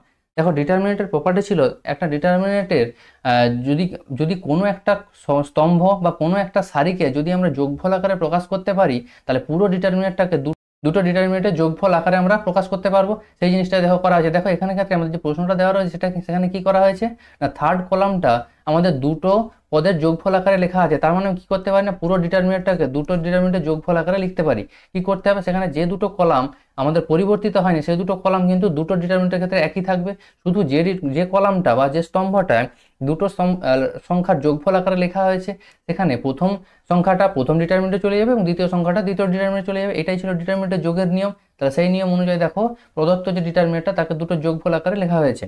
এরপরের কাজ কি করা হয়েছে না ডিটারমিনেন্টের প্রথম পার্টে এই কলাম 2 আর কলাম 3 এদের মধ্যে ইন্টারচেঞ্জ করানো হয়েছে। সেটাই লেখা হয়েছে যে প্রথম নির্ণায়কে C23 মানেই কি C2 আর C3 এদের মধ্যে ইন্টারচেঞ্জ, এরই শর্ট নোটেশন হচ্ছে C23। তাহলে সেটা করলে কি হয় না ডিটারমিনেন্টের চিহ্নের পরিবর্তন হয়, সেই জন্য দেখো বাইরে একটা মাইনাস দেওয়া হয়েছে। আবার দ্বিতীয় ডিটারমিনেন্টে কি করা হয়েছে না প্রথম সারি থেকে দেখো x কমন নেওয়া যাবে, দ্বিতীয় সারি থেকে y, তৃতীয় সারি থেকে z, সেই জন্য x y z কমন চলে এসছে। নেক্সট কি করা হয়েছে না তারপর আবার প্রথম ডিটারমিনেন্টে এই দুটো কলাম প্রথম আর দ্বিতীয় কলামে ইন্টারচেঞ্জ করা হয়েছে, তার মানে C12। তাহলে সেক্ষেত্রে কি হবে আবার একটা মাইনাস আসবে, অলরেডি যেহেতু বাইরে মাইনাস ছিল তাই মাইনাসে মাইনাস এটা প্লাস হয়ে গেছে এবং দ্বিতীয় ডিটারমিনেন্টটা যেমন ছিল রেখে দেওয়া হয়েছে। এরপর দেখো ডিটারমিনেন্ট পার্টটা প্রথম ডিটারমিনেন্ট আর দ্বিতীয় ডিটারমিনেন্ট একই চলে আসছে, তার মানে এইটাকে আমরা কমন নিতে পারি। কমন নিলে কি আসবে 1 + x y z ইন্টু সেই ডিটারমিনেন্টটা। এইবার এই ডিটারমিনেন্টটাকে আমাকে ভাঙতে হবে। দেখো ডিটারমিনেন্টটা যদি একটু খেয়াল করে দেখো দেখলেই বুঝতে পারবে এই ডিটারমিনেন্টে 3টে 1 রয়েছে, অর্থাৎ প্রথম কলামেই 3টে 1 রয়েছে। আমরা কি জানি যখন 1 চলে আসে সেক্ষেত্রে কাজ কিন্তু সহজ হয়ে যায়। কি কাজ না যে কোনো একটা 1কে ফিক্সড রেখে সেই 1-এর সাপেক্ষে বাকি দুটো 1কে 0 করে দিতে হয়। আমরা কি করেছি না প্রথম যে রো তার যে 1টা সেটাকে ফিক্সড রেখে তার সাপেক্ষে দ্বিতীয় এবং তৃতীয় রোকে 0 করে দিয়েছি। অপারেশনটা কি লাগিয়েছি না r2' = r2 - r1 এবং r3' = r3 - r1। সেইটা অ্যাপ্লাই করার পর আমাদের কি চলে আসছে না প্রথম স্তম্ভের রেসপেক্টে আমি যদি এক্সপ্লেন করে দিই তাহলে এই ছোট্ট ডিটারমিনেন্টের যে ভ্যালু এই ভ্যালুটা আমরা থেকে যাবে। সেইটাকে দেখো পরের লাইনে আবার এক্সপ্লেন করে লেখা হয়েছে। এরপরের কাজ কি না, দেখো ওয়াই স্কোয়ার মাইনাস যে এক্স স্কোয়ার আছে তাকে আমরা ভেঙে লিখতে পারি স্কোয়ার মাইনাস বি স্কোয়ারের সূত্র অনুযায়ী এ প্লাস বি ইন্টু এ মাইনাস বি। আর তার নিচেও যে Z square minus x square আছে তাকেও আমরা একই ফর্মুলা অ্যাপ্লাই করে Z plus x into Z minus x এটা কিন্তু আমরা লিখতে পারি। এবার দেখো প্রথম কলাম রো থেকে কি কমন যাবে, ওয়াই মাইনাস এক্স দেখো দুটো জায়গাতেই আছে এটা কমন, আর দ্বিতীয় রো থেকে জেড মাইনাস এক্স দুটো জায়গা আছে সেটা কমন চলে গেল। তারপরে কি পড়ে থাকছে না, এই ডিটারমিনেন্টটা পড়ে থাকছে, এটাকে নর্মাল এক্সপ্লেন করে দিলে আমাদের চলে আসছে জেড মাইনাস ওয়াই। তার মানে আমরা কি পাচ্ছি, one plus x y z, y minus x, z minus x এবং জেড মাইনাস ওয়াই এদের গুণফল।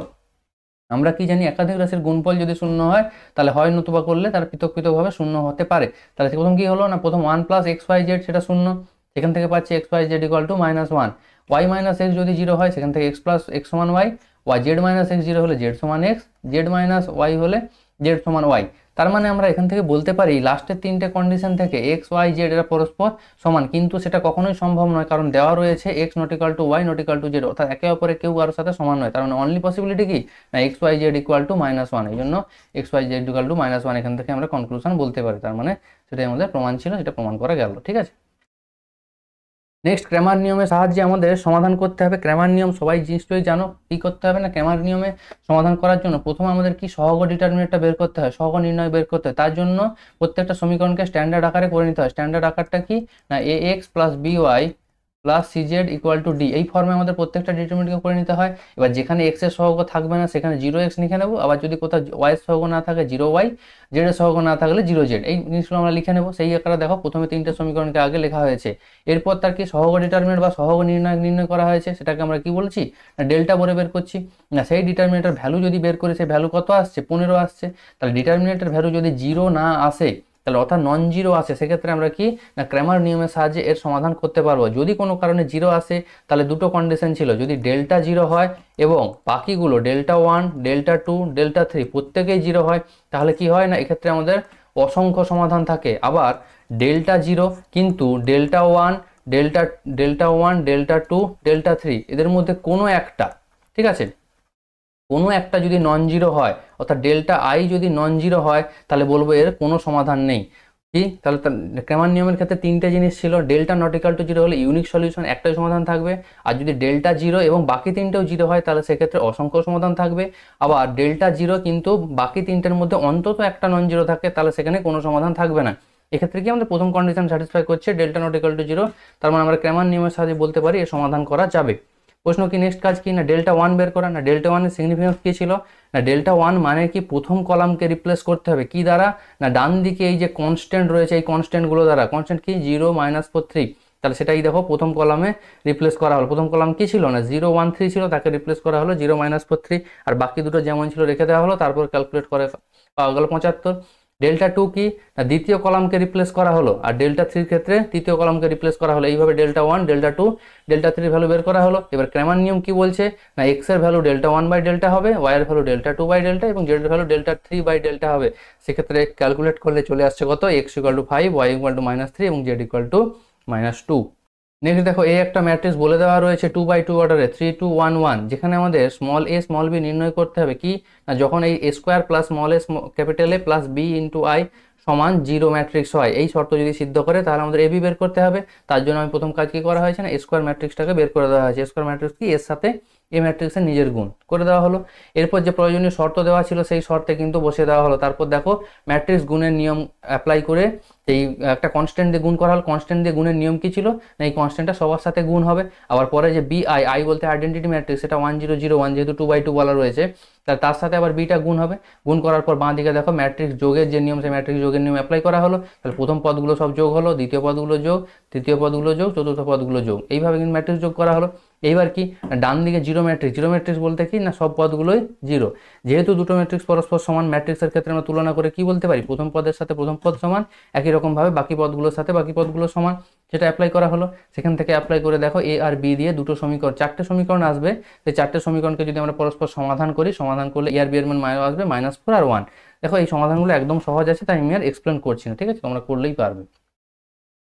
নেক্সট কাজ কি বলা আছে না, অতঃপর এ ইনভার্স নির্ণয় করো, অর্থাৎ এই যে স্মল এ স্মল বি এর মান পেলাম, সেই স্মল এ স্মল বি এর মানটা কাজে লাগিয়ে আমাদের এ ইনভার্স বের করতে হবে। তাহলে যে সমীকরণটা দেওয়া ছিল A square plus A plus B I সমান 0, সেই সমীকরণে কি করা হলো না এ আর বি এর মান প্রথম বসিয়ে দেওয়া হলো। এরপর কি না আই সমান আইটাকে বাঁ দিকে রেখে বাকি দুটোকে ডান দিকে পাঠানো হলো। বাকি দুটোকে যখন ডান দিকে পাঠাবো, 4 এর সাইন নেগেটিভ ছিল পজিটিভ হয়ে যাবে এবং এ স্কোয়ারের সাইন পজিটিভ ছিল নেগেটিভ হয়ে যাবে। এরপর কি করা হলো, ডান দিকে এ কমন নেওয়া হলো। যখনই এ কমন নেওয়া হলো, এখানে অনেকেই ভুল করে 4 মাইনাস এ করে দেয়, কারণ এখানে আমরা ম্যাট্রিক্সের যোগ বিয়োগ করছি, এখানে কখনোই 4 মাইনাস এ হবে না, 4i হবে, কারণ একটা আইডেন্টি ম্যাট্রিক্স থেকে যাবে। কারণ কি আসছে 4i minus A into I, যেহেতু আমরা ডান দিকে কমন নিয়েছি তাই কি করেছি না উভয় পক্ষে ডান দিকে এ ইনভার্স দিয়ে গুণ করেছি। তাহলে আই ইন্টু এ ইনভার্স করলে এ ইনভার্স হয়, কারণ আয়ের সাথে যাই গুণ করবো সেটাই থাকে, এবং ডান দিকে এ ইনভার্সটা কত হয়ে যাবে, আইডেন্টি ম্যাট্রিক্স হয়ে যাবে, একটু আগে এক্সপ্লেন করলাম। তাহলে উপরে থাকছে এ ইনভার্স সমান আমরা বলতে পারি 4i মাইনাস এ। তাহলে 4i মানে কি 4 into identity matrix, identity matrix কত থাকে না 1 0 0 1, একে যদি 4 দ্বারা গুণ করে দিই কি হবে না 4 0 0 4 হয়ে যাবে, সেটাই লেখা হয়েছে। আর এই ম্যাট্রিক্সটা যা ছিল সেটা বসিয়ে দেওয়া হয়েছে। তারপর দেখো দুটো ম্যাট্রিক্সের বিয়োগ করলে আমাদের আসছে এ ইনভার্স সমান 1 মাইনাস 2 মাইনাস 1 3, ঠিক আছে। নেক্সট দেখো বলা রয়েছে একটা ম্যাট্রিক্সের গুণ বলে দেওয়া রয়েছে, সেইখান থেকে আমাদের একটা আননোন ম্যাট্রিক্স এর দেওয়া রয়েছে, সেই ম্যাট্রিক্সটা বের করতে হবে। দেখো প্রথম কাজ আমাদের বুঝতে হবে যে আননোন ম্যাট্রিক্সটা রয়েছে সেটা কত বাই কত অর্ডারে। দেখো ডান দিকে যে ম্যাট্রিক্সটা রয়েছে সেটা 3 বাই 3 অর্ডারে রয়েছে, আর প্রথমে শুরুর দিকে যে ম্যাট্রিক্সটা রয়েছে সেটা রয়েছে 3 বাই 2 অর্ডারে। তাহলে এর সাথে এম বাই এন অর্ডারের ধরো ম্যাট্রিক্স, আমাদের যে এ ম্যাট্রিক্স সেটা এম বাই এন অর্ডারের গুণ করলে আমাদের রেজাল্টিং ম্যাট্রিক্স আসে। আমরা কি জানি ম্যাট্রিক্স গুণ কখন পসিবল হয় না প্রথম ম্যাট্রিক্সের কলাম আর দ্বিতীয় ম্যাট্রিক্সের রো এই দুটো যদি ইকুয়াল হয়, অর্থাৎ এখান থেকে আমাদের প্রথম পাবো যে এম ইকুয়াল টু 2 হতে হবে। আর কি না রেজাল্টিং ম্যাট্রিক্সটা কি হয় না প্রথম রো আর দ্বিতীয়টার ক্ষেত্রে তার কলাম, এটাই হচ্ছে রেজাল্টিং ম্যাট্রিক্স। সেটা কত হচ্ছে না 3/n, আর 3/n মানে আমাদের রেজাল্টিং ম্যাট্রিক্স কত হচ্ছে 3/3। তার মানে এখান থেকে আমরা বলতে পারবো n সমান 3। তাহলে m যদি 2 আর n যদি 3 হয়, আমাদের যে রেজাল্টিং এ ম্যাট্রিক্স সেটা কত বাই কত অর্ডারের হবে না 2/3 অর্ডারের একটা ম্যাট্রিক্স হবে। সেই জন্য এ ম্যাট্রিক্সটা কি নেওয়া হয়েছে প্রথম 2/3 অর্ডারের একটা ম্যাট্রিক্স ধরে নেওয়া হয়েছে। এখানে কিন্তু নাহলে কনফিউশন হয়, অনেকে এটা 3/3 ধরে নেয় বা 2/2 ধরে নেয় বা 3/2 ধরে নেয়, ঠিক আছে। এই জিনিসগুলো কিন্তু ভুল হতে পারে, তাই জন্য প্রথমে আমাদের ডিসাইড করতে হবে যে এই ম্যাট্রিক্সটা কত অর্ডারের হবে, সেটা ডিসাইড করার রুল তোমাদের বলে দিলাম। নেক্সট কাজ কি না বাঁ দিকে ওই ম্যাট্রিক্সটাকে আমরা 6টাই আননোন কনস্ট্যান্ট দিয়ে ধরে নিলাম x y z p q r. এবার বাঁ দিকে ম্যাট্রিক্সের গুণ অ্যাপ্লাই করা হয়েছে, গুণ করলে রেজাল্টিং ম্যাট্রিক্স দেখো 3/3 অর্ডারে রয়েছে, আর ডান দিকটা অলরেডি তোমাদের 3/3 অর্ডারের বলে দেওয়া ছিল। তার মানে এবার কি ম্যাট্রিক্সের তুলনা করছি, তুলনা করলে দেখো মাঝের যে রোটা রয়েছে এই মাঝের রোয়ের সাথে ডান দিকটা ডাইরেক্ট কম্পেয়ার করা যাবে। তাহলে সেখান থেকে কী সুবিধা না ডাইরেক্ট আমরা এক্স ওয়াই জেডের ভ্যালু পেয়ে যাচ্ছি, আর বাকিগুলো থেকে যে কোনো একটা রো যদি কম্পেয়ার করো তাহলে সেখানে এক্স ওয়াই জেডের ভ্যালু বসিয়ে কিন্তু পি কিউ আরটা সহজেই বের করে ফেলতে পারবে। আমি কি করলাম না প্রথম রো এর সাথে প্রথম রোটা কম্পেয়ার করলাম, সেখানে আমরা এক্স ওয়াই জেডের ভ্যালু বসালাম, দেখুন সহজেই পি কিউ আরটা বের করতে পারলাম। তার মানে আমরা যখনই x y z p q r বের চলে এলো, তার মানে যে রেজাল্টিং এ ম্যাট্রিক্স সেই এ ম্যাট্রিক্সটা আমরা পেয়ে যাচ্ছি 1 - 2 - 5 3 4 0, ঠিক আছে। নেক্সট দেখো বলা রয়েছে x square plus y square equal to t minus 1/t এবং x4 প্লাস y4 সমান টি স্কোয়ার প্লাস 1/t স্কোয়ার। এখান থেকে আমাদের প্রমাণ করতে হবে dy dx equal to 1/x³ এখানে কিন্তু প্রমাণটা একটু ভুল আছে, দেখো কিভাবে করা হবে। ডান দিকে যে টি স্কোয়ার প্লাস 1/t স্কোয়ার আছে, টিটা হচ্ছে এখানে প্যারামিটার, তাহলে আমাদের কি করছি না এই স্কোয়ার প্লাস বি স্কোয়ারের ফর্মুলা অ্যাপ্লাই করছি। এ স্কোয়ার প্লাস বি স্কোয়ার দুটো ফর্মুলা হয়, একটা হচ্ছে a প্লাস বি এর হোল স্কোয়ার মাইনাস 2ab, আরেকটা a মাইনাস বি এর হোল স্কোয়ার প্লাস 2ab। এখানে আমরা কোনটা অ্যাপ্লাই করছি না মাইনাসের ফর্মুলাটা অ্যাপ্লাই করা হয়েছে, কারণ টি মাইনাস 1/tর ভ্যালুটা আমাদের এখানে দেওয়া রয়েছে। তাই কি করলাম না টি মাইনাস 1/tর whole square plus 2ab apply করলাম, তা টি ক্যান্সেল আউট হয়ে এটা 2 হয়ে গেল। এইবার টি মাইনাস 1/tকে বলা আছে x square plus y square, তার মানে এখানে x square plus y square বসিয়ে দিলাম। প্রশ্ন হচ্ছে কি সুবিধা প্যারামিটারটা তাড়াতে পারলে না প্যারামিটার তাড়াতে পারলে এক্স আর ওয়াই এর মধ্যে ডাইরেক্ট রিলেশন পাওয়া যাবে এবং ডাইরেক্ট ডেরিভেটিভ করলে আমাদের মানটা বের করা অনেক বেশি সহজ হয়ে যাবে, সেই জন্য প্রথম প্যারামিটারটাকে তাড়িয়ে দেওয়া হলো। এবার কি না x square plus y square whole square square plus B A plus বির হোল স্কোয়ার ফর্মুলা অ্যাপ্লাই করা হলো, a square plus 2ab plus b square. এবার দেখো বোথ সাইড থেকে x4 y4 ক্যান্সেল আউট হয়ে যাচ্ছে, তার পরে থাকছে 2x square y square plus 2 equal to 0। তাহলে এখান থেকে 2 যদি ডিভাইড করে দিই তাহলে চলে আসছে x square y square plus 1 এটা ইকুয়াল টু 0।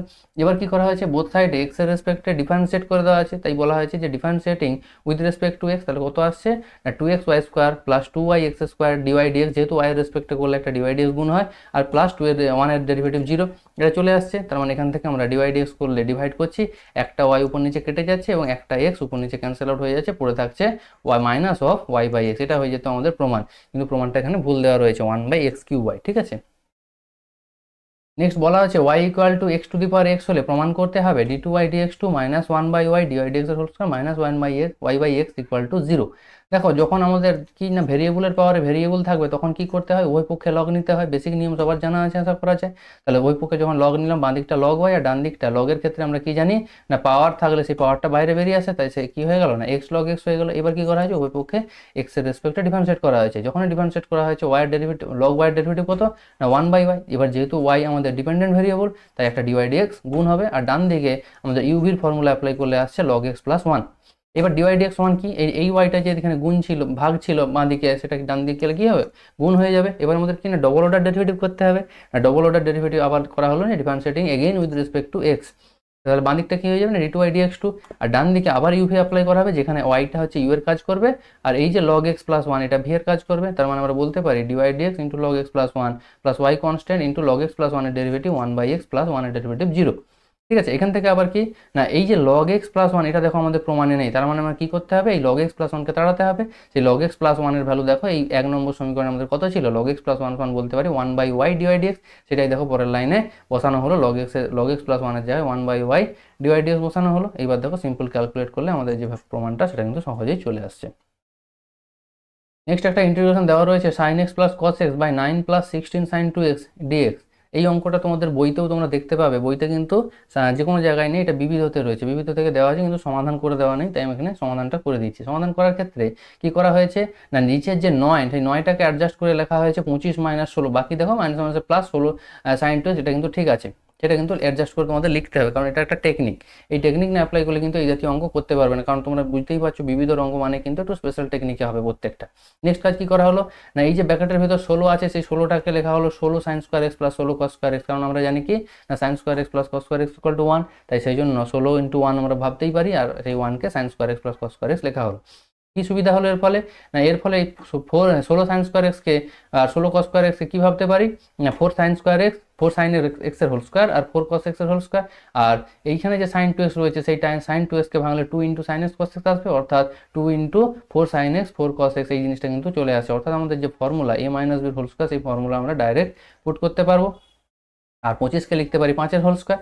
কি সুবিধা হলো এতে না এই যে ভেতরে যে পার্টটা রয়েছে এই পার্টটাকে যদি আমরা জেড ধরি তারই ডিজেড কিন্তু আমাদের উপরে রয়েছে অর্থাৎ লবে রয়েছে, সেই জন্য আমরা কি লিখতে পারি লবটাকে চেঞ্জ করে ডিজেড বাই 4, কনস্ট্যান্ট নিয়ে কোনো সমস্যা নেই, ডিজেড বাই 4 অর্থাৎ 1/4 ডিজেড, আর নিচটা হয়ে যাচ্ছে 5 স্কয়ার মাইনাস জেড স্কয়ার। এবার তাহলে ইন্টিগ্রেশনের কোন ফর্ম চলে আসছে না integration dx by a square minus x square. এর ইন্টিগ্রেশন কত হয় তোমরা সবাই জানো 1/2a log mod a plus x by a minus x plus c, এই জিনিসটা হয়ে যায় ইন্টিগ্রেশন। তাহলে এখানে a বলতে কাজ করছে 5, তাহলে সেই জিনিসটা এখানে অ্যাপ্লাই করা হলো। তাহলে 1/2 ইন্টু a বলতে 5 অর্থাৎ 2 into 5 10 log mod 5 plus z by 5 minus z. তাহলে 5 10 5 ইন্টু 4 5 এর 20 দিয়ে 40, তাহলে 1/40 লগ আর জেড এর ভ্যালু এখানে বসিয়ে দেওয়া হলো, এটাই হয়ে যাচ্ছে আমাদের সঠিক উত্তর। ঠিক আছে, নেক্সট দেখো বলা রয়েছে sine inverse root under x by a plus x dx এর ভ্যালু আমাদের বের করতে হবে। এই জাতীয় তোমাদের একটা অঙ্ক বইতে করে দেওয়া আছে, সেটাও খুব ভালো অঙ্ক, সেটাও তোমরা প্র্যাকটিস করবে। Cos inverse root under x by a plus x, এটা তোমাদের উদাহরণে কিন্তু করে দেওয়া আছে, এবং তারই মতো কিন্তু এটা সাইন ইনভার্স এক্স।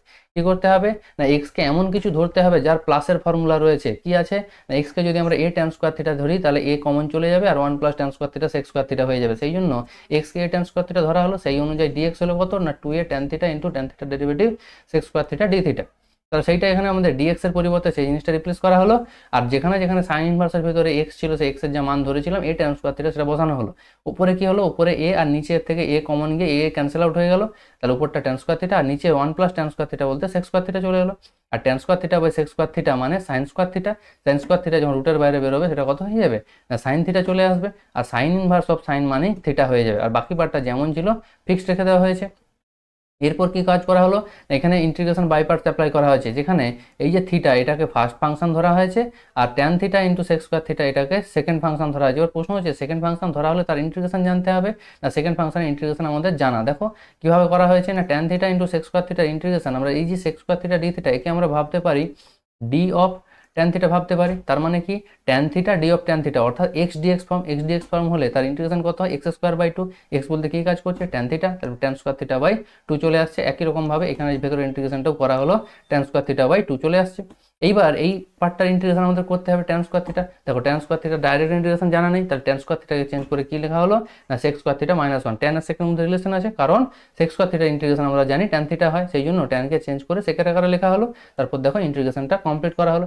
এইবার প্রশ্ন হচ্ছে ভ্যালু বসাতে হবে। দেখো আমরা ধরেছিলাম x equal to a tan square theta, তার সেখান থেকে ট্যান স্কোয়ার থিটা সমান এক্স বাই এ, আর ট্যান থিটা সমান root under x by a, আর থিটা সমান tan inverse root over x by a. তাহলে যেখানে যেখানে থিটা পাবো সেখানে tan inverse root over x by a বসাবো, আর ট্যান থিটার জায়গায় এক্স উল্টো ভার এক্স পাই সেই জিনিসটা দেখো বসে সিম্পল ক্যালকুলেট করলে চলে আসছে।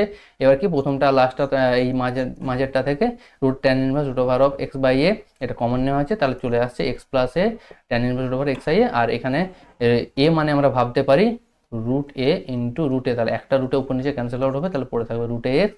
সেই জন্য আমাদের অ্যান্সার চলে আসছে x plus a tan inverse root over of x by a minus root over a x plus c যেখানে সমাকলন ধ্রুবক। ঠিক আছে, নেক্সট দেখো তোমাদের ডিফারেনশিয়াল ইকুয়েশন দেওয়া রয়েছে। ডিফারেনশিয়াল ইকুয়েশনটাকে প্রথম স্ট্যান্ডার্ড ফর্ম। দেখো স্ট্যান্ডার্ড ফর্ম বলতে সবার প্রথমেই মাথায় আসবে যে dy dx equal to something, এটাই আমাদের স্ট্যান্ডার্ড ফর্ম। কিন্তু সব সময় না, কখনো আমাদের কিন্তু ডিফারেনশিয়াল ইকুয়েশন ডিএক্স ডিওয়াই প্রকাশ করতে হতে পারে। এবার প্রশ্ন হচ্ছে এখানে কেন ডিএক্স ডিওয়াই করা হলো? ডিওয়াই ডিএক্স করলে কি তাহলে অ্যান্সার আসতো না? অবশ্যই আসতো, কোনো সমস্যা হতো না। ডিওয়াই ডিএক্স করলে অ্যান্সার আসতো, কিন্তু হয়তো একটু ক্যালকুলেশন কমপ্লিকেটেড হতো। এখানে কেন সহজ হয়েছে? কারণ দেখো তোমরা যদি ই এর পাওয়ারটা খেয়াল করলেই বুঝতে পারবে এক্স বাই ওয়াই রয়েছে। দেখো আমাদের যখন হোমোজিনিয়াস ইকুয়েশন থাকে তখন আমরা নর্মাল কি জানি, y equal to v x ধরতে, কিন্তু y equal to v x ধরলে কি থাকতে হয়, ওয়াই বাই এক্স থাকতে হয়। কিন্তু এখানে এক্স বাই ওয়াই রয়েছে, সেই জন্য এক্স ইকুয়াল টু আমরা ভি ওয়াই ধরবো। তাই x equal to v y ধরতে গেলে কি ফর্ম থাকতে হবে, এক্স বাই ওয়াই ফর্মে থাকতে হবে, অর্থাৎ ডিএক্স বাই ডিওয়াই ফর্মও থাকতে হবে। সেই জন্য আমাদের যে ডিএক্স বাই ডিওয়াই ফর্মে পুট করা হলো, যাতে হোমোজিনিয়াসের ক্ষেত্রে ক্যালকুলেশনটা ইজি হয়। আমাদের কিন্তু এই জিনিসটা খেয়াল করলে কাজটা অনেক সহজ হয়ে যাবে। এবার কেউ যদি ডিওয়াই ডিএক্স দিয়ে করো তাহলেও কিন্তু অ্যান্সার আসবে, কোনো সমস্যা হবে না। হয়তো ক্যালকুলেশনটা একটু বড়ো ছোটো হতে পারে, আর কোনো সমস্যা নেই। ঠিক আছে, তাহলে এখান থেকে কী করা হলো না, যেহেতু homogeneous equation x equal to v y ধরে নেওয়া হলো, তারপর differentiating with respect to y, y রেসপেক্টে ডেরিভেটিভ করা হলো। ডেরিভেটিভ করার পর বাঁ দিকে ডিএক্স ডিওয়াই, তার পরিবর্তে রিপ্লেস করা হলো v plus y dv dy, এবং ডান দিকে যেখানে যেখানে এক্স ছিল সেই এক্সের বদলে ভিওয়াই রিপ্লেস করা হলো। ভিওয়াই রিপ্লেস করার পর ক্যালকুলেশন করলে কত আসছে, two v to the power v minus one by two v to the power v. এবার এই যে ভি বাঁ দিকে রয়েছে এই ভিটাকে ডান দিকে বিয়োগ করা হবে, এবং এদিকটা পড়ে থাকবে কত, ওয়াই ডিভি বাই ডিওয়াই। তাহলে সেই জিনিসটা দেখো ওয়াই ডিভি ডিওয়াই পড়ে থাকছে, বাঁ দিকে ভিটা যদি বাদ দেয় তাহলে লসাগু করার পর ক্যালকুলেট করলে minus one by two e to the power v আসছে। এবার দেখো ভেরিয়েবল সেপারেশন অ্যাপ্লাই করা হয়েছে, ভি এর কাছে ডিভি আর ডিওয়াই এর কাছে ওয়াই। তারপর ইন্টিগ্রেটিং বোথ সাইডকে সমাকলন করা হয়েছে। সমাকলন করার পর ভি এর জায়গায় ওয়াই এক্স বাই ওয়াই আমরা ধরেছিলাম, আমরা কি ধরেছিলাম না x equal to v y. তার মানে যেখানে যেখানে ভি পাবো সেখানে কত বসাতে হবে, এক্স বাই ওয়াই। তার যেখানে যেখানে ভি পাচ্ছি এক্স বাই ওয়াই বসিয়ে দিয়ে ক্যালকুলেট করলে আমাদের অ্যান্সার আসছে two e to the power x by y plus log mod y plus equal to c. ঠিক আছে, যেখানে সিটা সমাকলন ধরো তোমাদের কিন্তু প্রত্যেকটা ইন্টিগ্রেশনেই লিখতে হবে। ঠিক আছে, নেক্সট দেখো বলা আছে একটি সমীক্ষায় দেখা গেছে ব্যাকটেরিয়ার সংখ্যা বৃদ্ধির হার ওই মুহূর্তে উপস্থিত ব্যাকটেরিয়ার সংখ্যার সমানুপাতিক। 2 ঘন্টায় ব্যাকটেরিয়ার সংখ্যা দ্বিগুণ হলে কতক্ষণে তা 5 গুণ হবে। দেখো এই জাতীয় অঙ্কের ক্ষেত্রে ইনিশিয়াল স্টেজে যখন আমাদের টাইম জিরো অর্থাৎ এক্সপেরিমেন্ট শুরু করার আছে, তখন তো কিছু পরিমাণ ব্যাকটেরিয়া থাকতে হবে, তবেই না ব্যাকটেরিয়া বৃদ্ধি পাবে। এটা কিন্তু ইনিশিয়াল কন্ডিশন কখনোই বলে দেওয়া থাকবে না। সেই জন্য ধরে নেওয়া হয় যে মনে করি শুরুতে অর্থাৎ টাইম যখন জিরো অর্থাৎ 0 ঘন্টা অর্থাৎ শুরু হয়নি, তখন ব্যাকটেরিয়ার সংখ্যা কত, এনটি। তারপর টি ঘন্টা পরে ব্যাকটেরিয়া ধরে নিলাম হয়েছে এক্সটি, তার মানে টি ঘন্টা ব্যাকটেরিয়া বৃদ্ধি হয়ে গেছে এক্সটি। তার মানে সেখানে আমাদের শর্ত বলা আছে কি না, ব্যাকটেরিয়া বৃদ্ধির হারটা কি না, টি ঘন্টায় যদি এক্সটা ব্যাকটেরিয়া হয় তাহলে ব্যাকটেরিয়া বৃদ্ধির হার হবে ডিএক্স ডিটি। সেটাই কত বলা আছে না, ভ্যারিজে না ওই যে ব্যাকটেরিয়া ওই সময় ব্যাকটেরিয়ার সংখ্যা কত এক্স ছিল তার সাথে সমানুপাতিক হবে। এবার দেখো সমানুপাতিক যখন তুলবো তার একটা সমানুপাতিক ধ্রুবক আসবে, সেই ধ্রুবকটাকে কে ধরে নিলাম, সে কে নট ইকুয়াল টু জিরো ধ্রুবক বলে দিলাম। এইবার কি করা হলো না, ভেরিয়েবল সেপারেশন করে এক্স এর নিচে এক্স আনলাম আর কে এর কাছে ডিটি পাঠিয়ে দিয়ে ইন্টিগ্রেশন করা হলো। তার মানে এখান থেকে কি সুবিধা হলো না, এক্স আর টি অর্থাৎ সময় এবং ব্যাকটেরিয়ার সংখ্যার মধ্যে একটা রিলেশন পেয়ে যাবো, তাকে আমরা ওয়ান বলে বলছি। এইবার এখানে দুটো অজানা জিনিস চলে আসছে, একটা হচ্ছে কে, একটা হচ্ছে সি। এই দুটোর ভ্যালু আমাদের বের করতে হবে। তার জন্য আমাদের ইনিশিয়াল কন্ডিশন দেওয়া রয়েছে টি ইকুয়াল টু জিরোতে ব্যাকটেরিয়ার সংখ্যা অর্থাৎ x equal to n. T equal to জিরোতে এক্স ইকুয়াল টু এন বসানো হলো, সেখান থেকে একটা ভ্যালু পেলাম যে কথা c equal to log n, এই জিনিসটা আমরা পেয়ে গেলাম।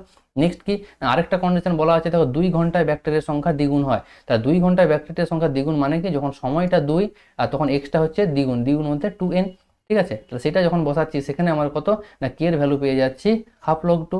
তার মানে আমাদের দুটো আননোন ভ্যালু জানা আছে, সি আর কে এর ভ্যালু আমরা পেয়ে গেলাম।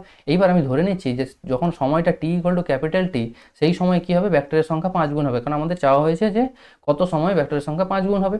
তার মানে 5 গুণ মানে কি, এক্স ইকুয়াল টু ইনিশিয়াল ছিল এন, তার 5 গুণ মধ্যে 5n হয়ে যাবে। আবার দেখো সেই 1 নম্বর সমীকরণে বসিয়ে দেওয়া হলো, এক্সের জায়গায় 5n, টি এর জায়গায় ক্যাপিটাল টি, আর সি সেখানে কী করা হলো, কে এর জায়গায় কে এর মান আর সি এর জায়গায় সি এর মান, যা পেয়েছিলাম সেটা বসানো হলো।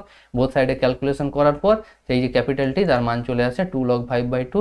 এবার 2টাকে তোমরা লগের পাওয়ারে তুলে দিতে পারো, কারণ আমরা জানি লগের ভেতর পাওয়ার থাকলো সেটা বাইরে বেরিয়েছে, এবার বাইরে থাকলো সেটা পাওয়ারে চলে যায়, তার মানে হয়ে যাবে log 25/2 ঘন্টা। ঠিক আছে, এটা হয়ে যাবে আমাদের উত্তর, অর্থাৎ log 25/2 ঘন্টাতে ভেক্টরের সংখ্যা আমাদের হয়ে যাবে 5 গুণ। ঠিক আছে, নেক্সট দেখো, এ একটা ভেক্টর বলে দেওয়া রয়েছে, বি ভেক্টর বলা আছে, সি ভেক্টর বলা আছে। আমাদের একটা ডি ভেক্টর এমনভাবে নির্ণয় করতে হবে যা এ ও বি দুজনের উপরে লম্ব হবে এবং d dot c equal to 21। এই টাইপের কিন্তু অনেক অঙ্ক তোমাদের এক্সাম্পলে রয়েছে এবং এক্সারসাইজে রয়েছে, এবং এই টাইপের অঙ্ক কিন্তু ভেক্টর থেকে আসে, তোমাদের কিন্তু অঙ্কগুলো ভালো করে প্র্যাকটিস করতে হবে। দেখো, এ আর বি দুটো ভেক্টরের উপর লম্ব ভেক্টর চেয়েছে। আমরা কি জানি না দুটো ভেক্টরের উপর লম্ব ভেক্টর কিভাবে পাওয়া যায়, না তাদের ক্রস প্রোডাক্ট করে, কারণ ক্রস প্রোডাক্ট মানেই তো একটা কি রিপ্রেজেন্ট করে, না যে দুটো ভেক্টরের ক্রস প্রোডাক্ট করছি তাদের লম্ব ভেক্টরকে রিপ্রেজেন্ট করে। তাহলে এ ক্রস বি কে লম্ব ক্রস প্রোডাক্ট করলে, এবার ক্রস প্রোডাক্ট করার পর যে ভ্যালুটা আসছে এটাই যে আমাদের নির্ণয় লম্ব ভেক্টর, সেটা কিন্তু আমরা বলতে পারবো না, কারণ আমরা তার জন্য আরও একটা শর্ত সিদ্ধ হতে হবে, কি না ডি ডট সিটাও একুশ হতে হবে। কিন্তু এটুকু শিওর যে যে ডি ভেক্টরটা আমাদের বের করতে হবে সেটা এই যে এ ক্রস বি তার সাথে প্যারালাল হবে। তার মানে প্যারালাল হলে কি না, সেই এ ক্রস বির ল্যামডা গুণিতক এটা আমরা কিন্তু ধরে নিতে পারি। তার মানে সেই ডি ভেক্টর সমান 21 lambda I minus J minus কি, এটা কিন্তু আমরা ধরে নিলাম। এবার দ্বিতীয় শর্ত কি বলেছে, না ডি ডট সি সেটা কত হতে হবে, 21 হতে হবে। তাহলে ডি এর জায়গায় এই যে ভ্যালুটা ধরেছিলাম সেটা, আর সি এর ভ্যালু আমাদের দেওয়া রয়েছে সেটা বসিয়ে দিলাম, ডট প্রোডাক্ট করার পর ল্যামডার মান কত পাচ্ছি, 1/3। অর্থাৎ ল্যামডা যদি 1/3 হয় তখন আমাদের ওই যে ডি ভেক্টর, সেই ডি ভেক্টরটা প্রয়োজনীয় দুটো শর্তই সিদ্ধ করবে। তার মানে ল্যামডার জায়গায় 1/3 বসিয়ে দিলাম, 1/3 বসালে 21/3 মানে 7, অর্থাৎ 7 into i k minus a k minus k k হয়ে যাবে আমাদের সঠিক উত্তর। ঠিক আছে, নেক্সট আলফা বিটা দুটো ভেক্টর দেওয়া রয়েছে এবং বলা হয়েছে যে বিটাকে এমন দুটো অংশে বিভক্ত করো, অর্থাৎ বিটাকে আমাদের ভাঙতে হবে beta 1 vector plus beta 2 vector, যার জন্য এই বিটা 1 ভেক্টরটা আলফা ভেক্টরের সাথে প্যারালাল হয় আর বিটা 2 ভেক্টরটা আলফা ভেক্টরের সাথে পারপেন্ডিকুলার হয়। ঠিক আছে, এই দুটো কন্ডিশন যেন স্যাটিসফাই করে। তাহলে এবারে আলফা ভেক্টরের সাথে যেহেতু প্যারালাল হবে একটা পার্ট, তাহলে সেই প্যারালাল পার্টটাকে আলফা ভেক্টরের কিছু গুণিতক ধরে নিতে পারি, সেই জন্য ধরা হয়েছে আলফা ভেক্টর সমান্তরাল ভেক্টর হচ্ছে ল্যামডা আলফা। সেইটাই ধরে নিয়েছি যে প্যারালাল ভেক্টর যে পার্টটা রয়েছে অর্থাৎ বিটা 1 পার্ট। তাহলে বিটা 2টা কী হবে, না দুটোর সমষ্টি মিলিয়ে যদি বিটা তৈরি হয় তাহলে বিটা 2টা হবে বিটা মাইনাস বিটা 1। এবার বিটা 1কে যেহেতু ল্যামডার আকার ধরা হয়েছে তার মানে বিটা 2টা পেয়ে যাচ্ছি ইন টার্মস অফ ল্যামডা। এবার আরেকটা শর্ত আমরা এখানে অ্যাপ্লাই করিনি, কি না লম্ব হওয়ার শর্ত। কার সাথে লম্ব, না আলফার সাথে। আমরা কি জানি দুটো ভেক্টর যদি পরস্পর লম্ব হয় তাহলে তাদের ডট প্রোডাক্ট কী হয়, ডট প্রোডাক্টটা 0 হবে। সেই জন্য বিটা 2 আর যে আলফা তাদের ডট প্রোডাক্টটা 0 করে এখান থেকে আমরা ল্যামডার মান কত পাচ্ছি, না হাফ। যখনই ল্যামডার মান হাফ পেয়ে যাচ্ছি তার মানে কি, আমরা যে বিটা 1টা ধরেছিলাম ল্যামডা আলফা, তার মানে বিটা 1টাও পেয়ে যাবো এবং একই রকমভাবে এই ল্যামডার মান এখানে বসিয়ে আমরা কি পাবো, বিটা 2টাও পেয়ে যাবো। তার মানে আমরা বলে দিতে পারি বিটা ভেক্টর সমান বিটা 1 প্লাস বিটা 2, অর্থাৎ বিটাকে এমন দুটো পার্টে ভেঙে দেওয়া হলো যেটা প্রথমটার সাথে প্যারালাল এবং দ্বিতীয়টার সাথে লম্ব। ঠিক আছে, নেক্সট দেখো আমরা আলোচনা করবো একটা এলপিপি আমাদের তৈরি করতে হবে, যেখানে প্রয়োজনীয় শর্তগুলো দেখো দেওয়া রয়েছে। বলা রয়েছে 2 প্রকার খাদ্য এক্স ও ওয়াই এমনভাবে মিশ্রিত করতে হবে যাতে অন্ততপক্ষে 6 একক ভিটামিন এ, 7 একক ভিটামিন বি এবং 11 একক ভিটামিন সি এবং 9 একক ভিটামিন ডি যেন থাকে। এই শর্ত আমাদের মানতে হবে। ঠিক আছে, তাহলে 2 প্রকার খাদ্যে কী কী পরিমাণ vitamin A, vitamin B, vitamin C, vitamin D রয়েছে তার একটা চার্ট দেওয়া রয়েছে, এবং 1 কেজি এক্স প্রকার খাদ্যের মূল্য এবং 1 কেজি ওয়াই প্রকার খাদ্যের মূল্য আমাদের দেওয়া রয়েছে। তাহলে ধরে নিচ্ছি যে 2 প্রকার খাদ্য পি কেজি এবং কিউ কেজি আমাদের মিশ্রণ করতে হবে যাতে আমাদের মূল্যটা সর্বনিম্ন হয়। ঠিক আছে, তাহলে দেখো 1 কেজি এক্স প্রকার খাদ্যের মূল্য যদি 5 টাকা হয় আর 1 কেজি ওয়াই প্রকার খাদ্যের মূল্য যদি 8 টাকা হয়, তাহলে আমাদের কত কেজি করে কেনা হয়েছে না পি কেজি কিউ কেজি, তাহলে মোট মূল্য হবে 5p প্লাস 8q। তাহলে আমাদের বিষয়াত্মক অপেক্ষকটি হবে Z equal two 5p plus 8q। এটা হচ্ছে মোট মূল্য, যেটা কী করতে হবে, অবম করতে হবে বা সর্বনিম্ন করতে হবে। আবার বলা রয়েছে শর্তগুলো কি না, যখন বাধা গোষ্ঠী রয়েছে যে 1 কেজি এক্স প্রকার খাদ্য এবং 1 কেজি ওয়াই প্রকার খাদ্যে মোট ভিটামিন এ থাকে যথাক্রমে 1 একক ও 2 একক। তাহলে আমরা যে পরিমাণ নিচ্ছি অর্থাৎ এক্স প্রকার হচ্ছে পি কেজি আর ওয়াই প্রকার কিউ কেজি, তাতে মোট ভিটামিন কত থাকবে না P plus 2q KG, 2q KG vitamin থাকবে। এবার কি মানে বলে দিয়েছে যে মোট ভিটামিন আমাদের এ দরকার অন্ততপক্ষে 6 একক বা 6 বা তার বেশি দরকার। তাহলে সেখানে আমরা কি বলতে পারি, না p+2 Q greater equal to 6। একইভাবে ভিটামিন বি এর ক্ষেত্রে কমপক্ষে কত, না আমাদের কমপক্ষে প্রয়োজন 7 একক, আর প্রতি এতে খাদ্য এ এবং খাদ্য বিতে কি রয়েছে, 1 একক এবং 1 একক করে রয়েছে। তাহলে সেক্ষেত্রে মোট কত হবে, না p+q হয়ে যাবে মোট ভিটামিন। আর যেখানে দরকার অন্ততপক্ষে 7 একক, তাহলে p+qটা অবশ্যই 7 বা 7 থেকে বেশি হতে হবে। অন্ততপক্ষে মানে কি ওইটা বা তার থেকে যেন বেশি হয়। একইভাবে তোমাদের এখানে ভাষাগুলো লিখতে হবে, সেই ভাষাগুলো আমি লিখি না, কারণ লেখার টেকনিকটা একদম একই রয়েছে। তাহলে সেটা ভিটামিন সি এর ক্ষেত্রে কি হবে, p+3q গ্রেটার ইকুয়াল টু 11, এবং ভিটামিন ডি এর ক্ষেত্রে হবে p+q গ্রেটার ইকুয়াল টু 9। ঠিক আছে, এই জিনিসটা কিন্তু তোমাদের লিখতে হবে। আমি কিন্তু এখানে যেহেতু একই রকম আছে লিখিনি, তোমরা কিন্তু পরীক্ষায় অবশ্যই লিখতে হবে, নাহলে কিন্তু নাম্বার পাবে না। ঠিক আছে, তাহলে আমাদের রৈখিক প্রোগ্রামিংয়ের সমস্যাটা কি হলো, না জেড যার মান হচ্ছে 5p+8q, যাকে কি করতে হবে, অবম করতে হবে বা সর্বনিম্ন করতে হবে যখন বাধা গোষ্ঠী কি, না যে 4টে শর্ত আমরা দেখলাম, সেই 4টে শর্ত, এবং অবশ্যই তোমাদের non negative condition p greater equal to 0, q greater equal to 0 দিতে হবে। এটাই হচ্ছে আমাদের এই যে এলপিবিটা তৈরি করতে বলেছিল বা সমস্যাটা, সেই সমস্যাটা হচ্ছে এটা। ঠিক আছে, নেক্সট দেখো রৈখিক প্রোগ্রামিংয়ের একটা সমস্যা দিয়ে দেওয়া রয়েছে, ম্যাক্স জেড আছে আমাদের, সেখান থেকে আমাদের সমাধান বের করতে হবে। দেখো যে দুটো সমীকরণ দেওয়া রয়েছে, সেই সমীকরণ দুটোকে একটাই আমাদের অসমীকরণের আকারে প্রকাশ করা আছে। তাহলে আমরা কি করছি, সেটা প্রথমটা লেসার ইকুয়াল টু 0 এবং দ্বিতীয়টা লেসার ইকুয়াল টু 0 করে দুটো অসমীকরণ প্রথম বানিয়ে নিলাম। ঠিক আছে, তাহলে সেখান থেকে প্রথমটার ক্ষেত্রে তুল্য সমীকরণ x1 equal to x2 plot করলাম, যেটা তোমাদের এই 1 নম্বর লাইন হিসেবে দেখতে পাচ্ছ।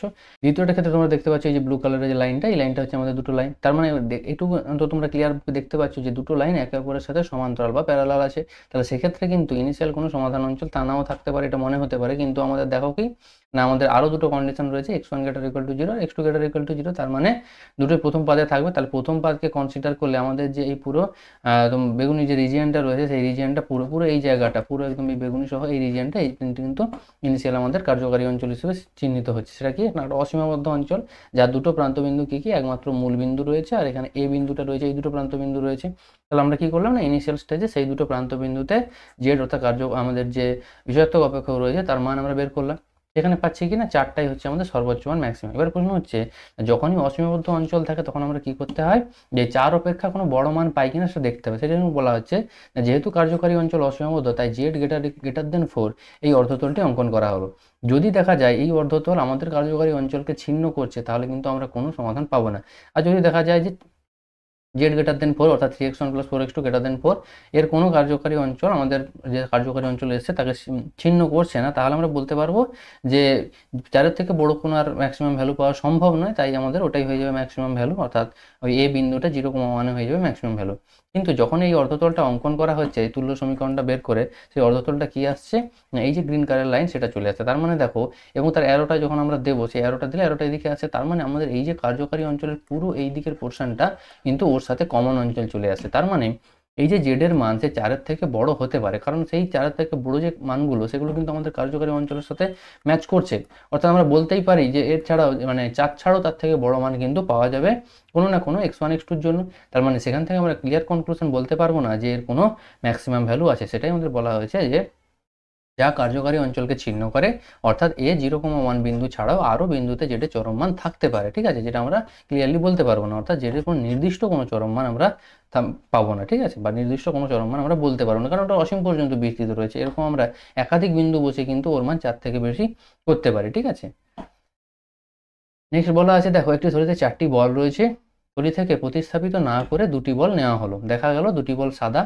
এবার দেখাতে হবে যে সবকটি বল সাদা হওয়ার সম্ভাবনা আমাদের নির্ণয় করতে হবে। দেখো কি না, এটা একটা বেজ, আগের বারেও যে পেজটা আলোচনা করেছিলাম সেখানেও একটা বেজ ছিল, তোমাদের জিনিসগুলো বুঝিয়েছিলাম যে বেজ কখন হবে, না যখন পরবর্তী কোনো ঘটনা আমাদের বলে দেওয়া থাকবে, তার পূর্ববর্তী ঘটনার সম্ভাবনা আমাদের বের করতে হবে। ঠিক আছে, দেখো এখানে আগে থলি থেকে বল তোলা হয়েছে, দেখা গেছে যে সেই বলটা সাদা।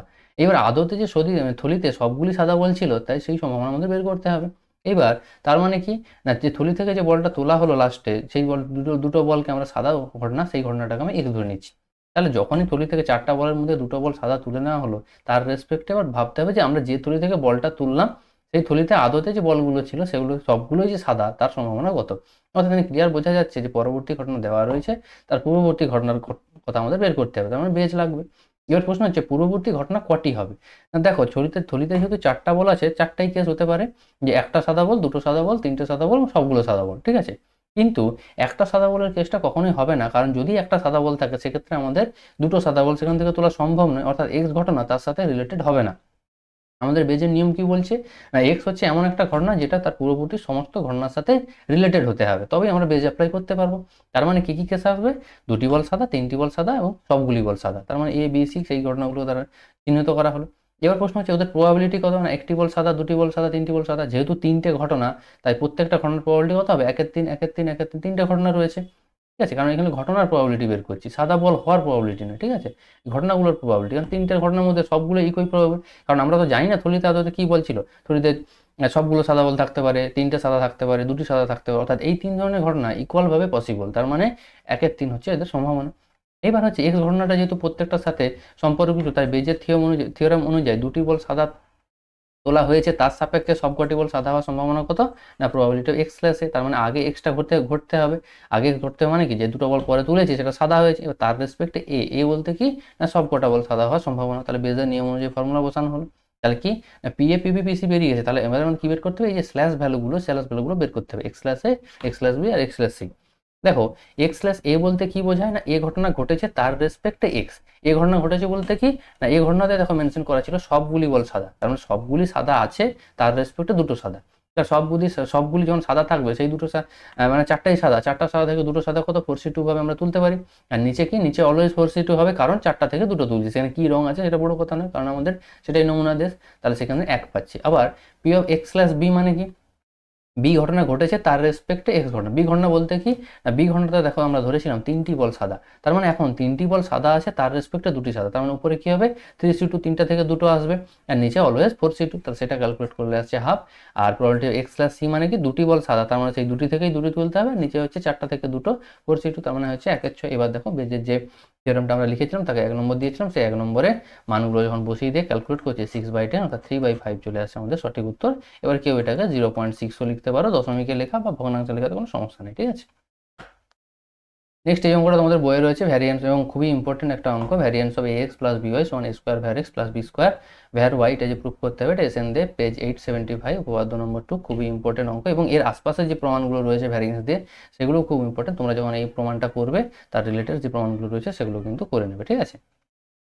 নেক্সট দেখো আমাদের ডেফিনেট ইন্টিগ্রাল থেকে একটা লিমিটিং ভ্যালু দেওয়া রয়েছে, সেটা ক্যালকুলেট করতে হবে, তার জন্য কি করলাম না এই যে লিমিটের ভেতর যে পুরো পার্টটা রয়েছে সেই পার্টটাকে আমরা ওয়াই ধরে নিচ্ছি, কারণ আমাদের লিমিটের ভেতর যেটা রয়েছে সেটা এন এর পাওয়ারে এন রয়েছে, তাহলে প্রথম আমাদের ওয়াই ধরে কি সুবিধা হবে না উভয় পক্ষে আমরা যদি লগারিদম নিয়ে নিই তাহলে সেই পাওয়ারটা বাইরে চলে আসবে, কারণ আমরা কি জানি আমাদের বেসিক ফর্মুলা ছিল limit n tending to infinity 1/n summation r equal to 1 to n f of r by n, এই ফর্ম, তাহলে এই ফর্মে আনতে গেলে বাইরে 1/n লাগবে, সেই 1/n কীভাবে পাবো না সেটা তো আমাদের পাওয়ারে আছে, তাহলে সেটা কীভাবে পাওয়ার থেকে সামনে আসবে না যদি আমরা লগারিদম নিয়ে নিই, তাই সেই জন্য কী করা হলো ওই পক্ষে লগারিদম নিয়ে নেওয়া হলো। তারপরে কি লগের ভেতরে সব গুণ আকারে আছে, আমরা কি জানি না লগের ভেতর গুণ আকারে থাকলে লগ কি হয় না প্লাস প্লাস আকারে চলে আসে, কারণ আমরা জানি লগ এ বি সমান লগ এ প্লাস লগ বি, এক্ষেত্রে এখানে এন খানা টার্ম রয়েছে, তাই জন্য কি হলো এ লগ বিস্তৃত হয়ে গিয়ে এন খানা টার্মে ভেঙে গেল, তাহলে সেটাকে আমরা কি সামেশন হিসেবে লিখতে পারি, যেটা পরের লাইনে লিখেছি, এবং একসাথে কি করেছি না উভয় পক্ষে এন টেন্ডিং টু ইনফিনিটি নিয়ে নিয়েছি, কারণ আমাদের প্রমাণ করতে হবে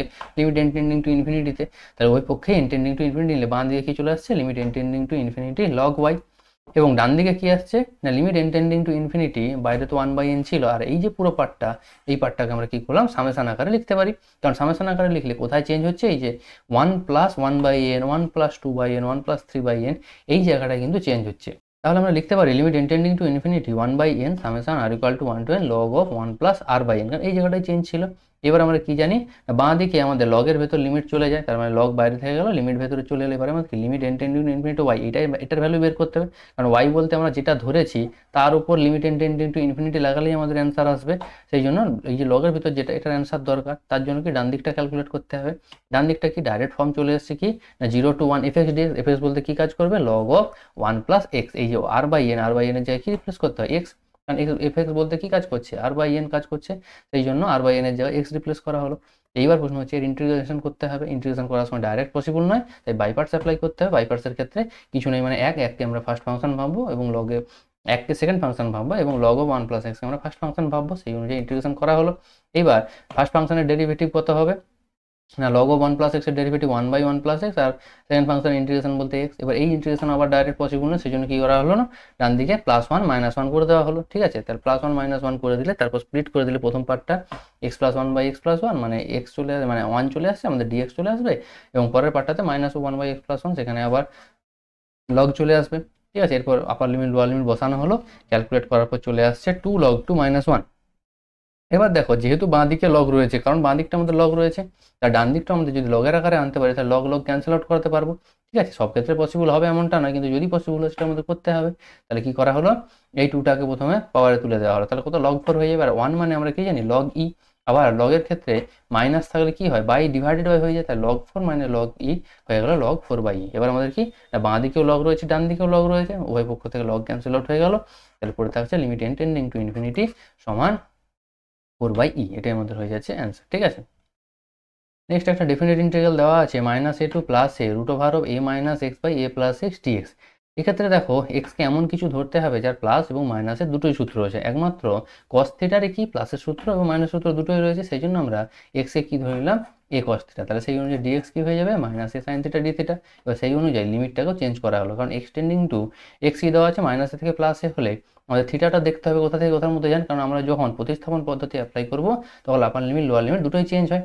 সেই অনুযায়ী এক্স যখন এর দিকে যাচ্ছে তখন থিটা যাচ্ছে 0-র দিকে, এবং এক্স যখন মাইনাসে তখন থিটা যাচ্ছে পাইয়ের দিকে। তার মানে আমাদের ইন্টিগ্রেশনটা চেঞ্জ হয়ে গেল π to 0, এটা 0 to π হয়ে যাচ্ছে, এটা হয়ে যাবে π to 0। ইন্টিগ্রেশনটা চেঞ্জ হয়ে আমাদের হয়ে যাচ্ছে π to 0, এবং তারপর যেখানে যেখানে এক্স এর ভ্যালু ছিল সেই এক্স এর ভ্যালু বসানো হয়ে গেছে। ঠিক আছে, তারপর দেখো সিম্পল ক্যালকুলেশন, ভেতরে এ কমন গিয়ে উপর নিচে ক্যান্সেল আউট হয়ে গেছে।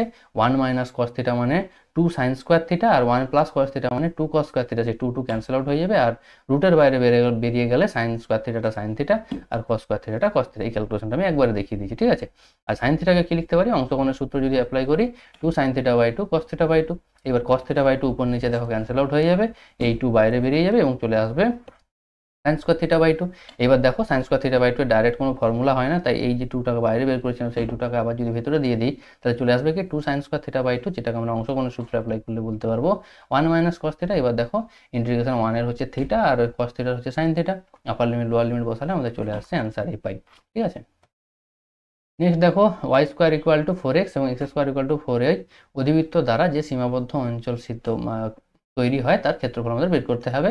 এবার প্রশ্ন হচ্ছে, প্রথম দেখো আমি 1 আর 2 সমাধান করেছি, আমি তোমাদের আগেও বলেছি সমাধান করার কারণ কি, না ওই দুটো বক্র দ্বারা যে অংশ ছিন্ন হয় সেই অংশের যে আমাদের ছেদবিন্দুগুলো, সেই ছেদবিন্দুগুলোর স্থানাঙ্ক আমাদের পাওয়ার জন্যই দুটো সমীকরণকে সমাধান করা হয়। দেখো সমীকরণ দুটোকে সমাধান করলে দেখো দুটো ছেদবিন্দু পাচ্ছি, একটা হচ্ছে 0 0, একটা হচ্ছে 4 4। দেখো এই সমীকরণ তোমার সমাধানটা তোমরা বুঝতে পারবে, তাই আমরা এক্সপ্লেন করছি না।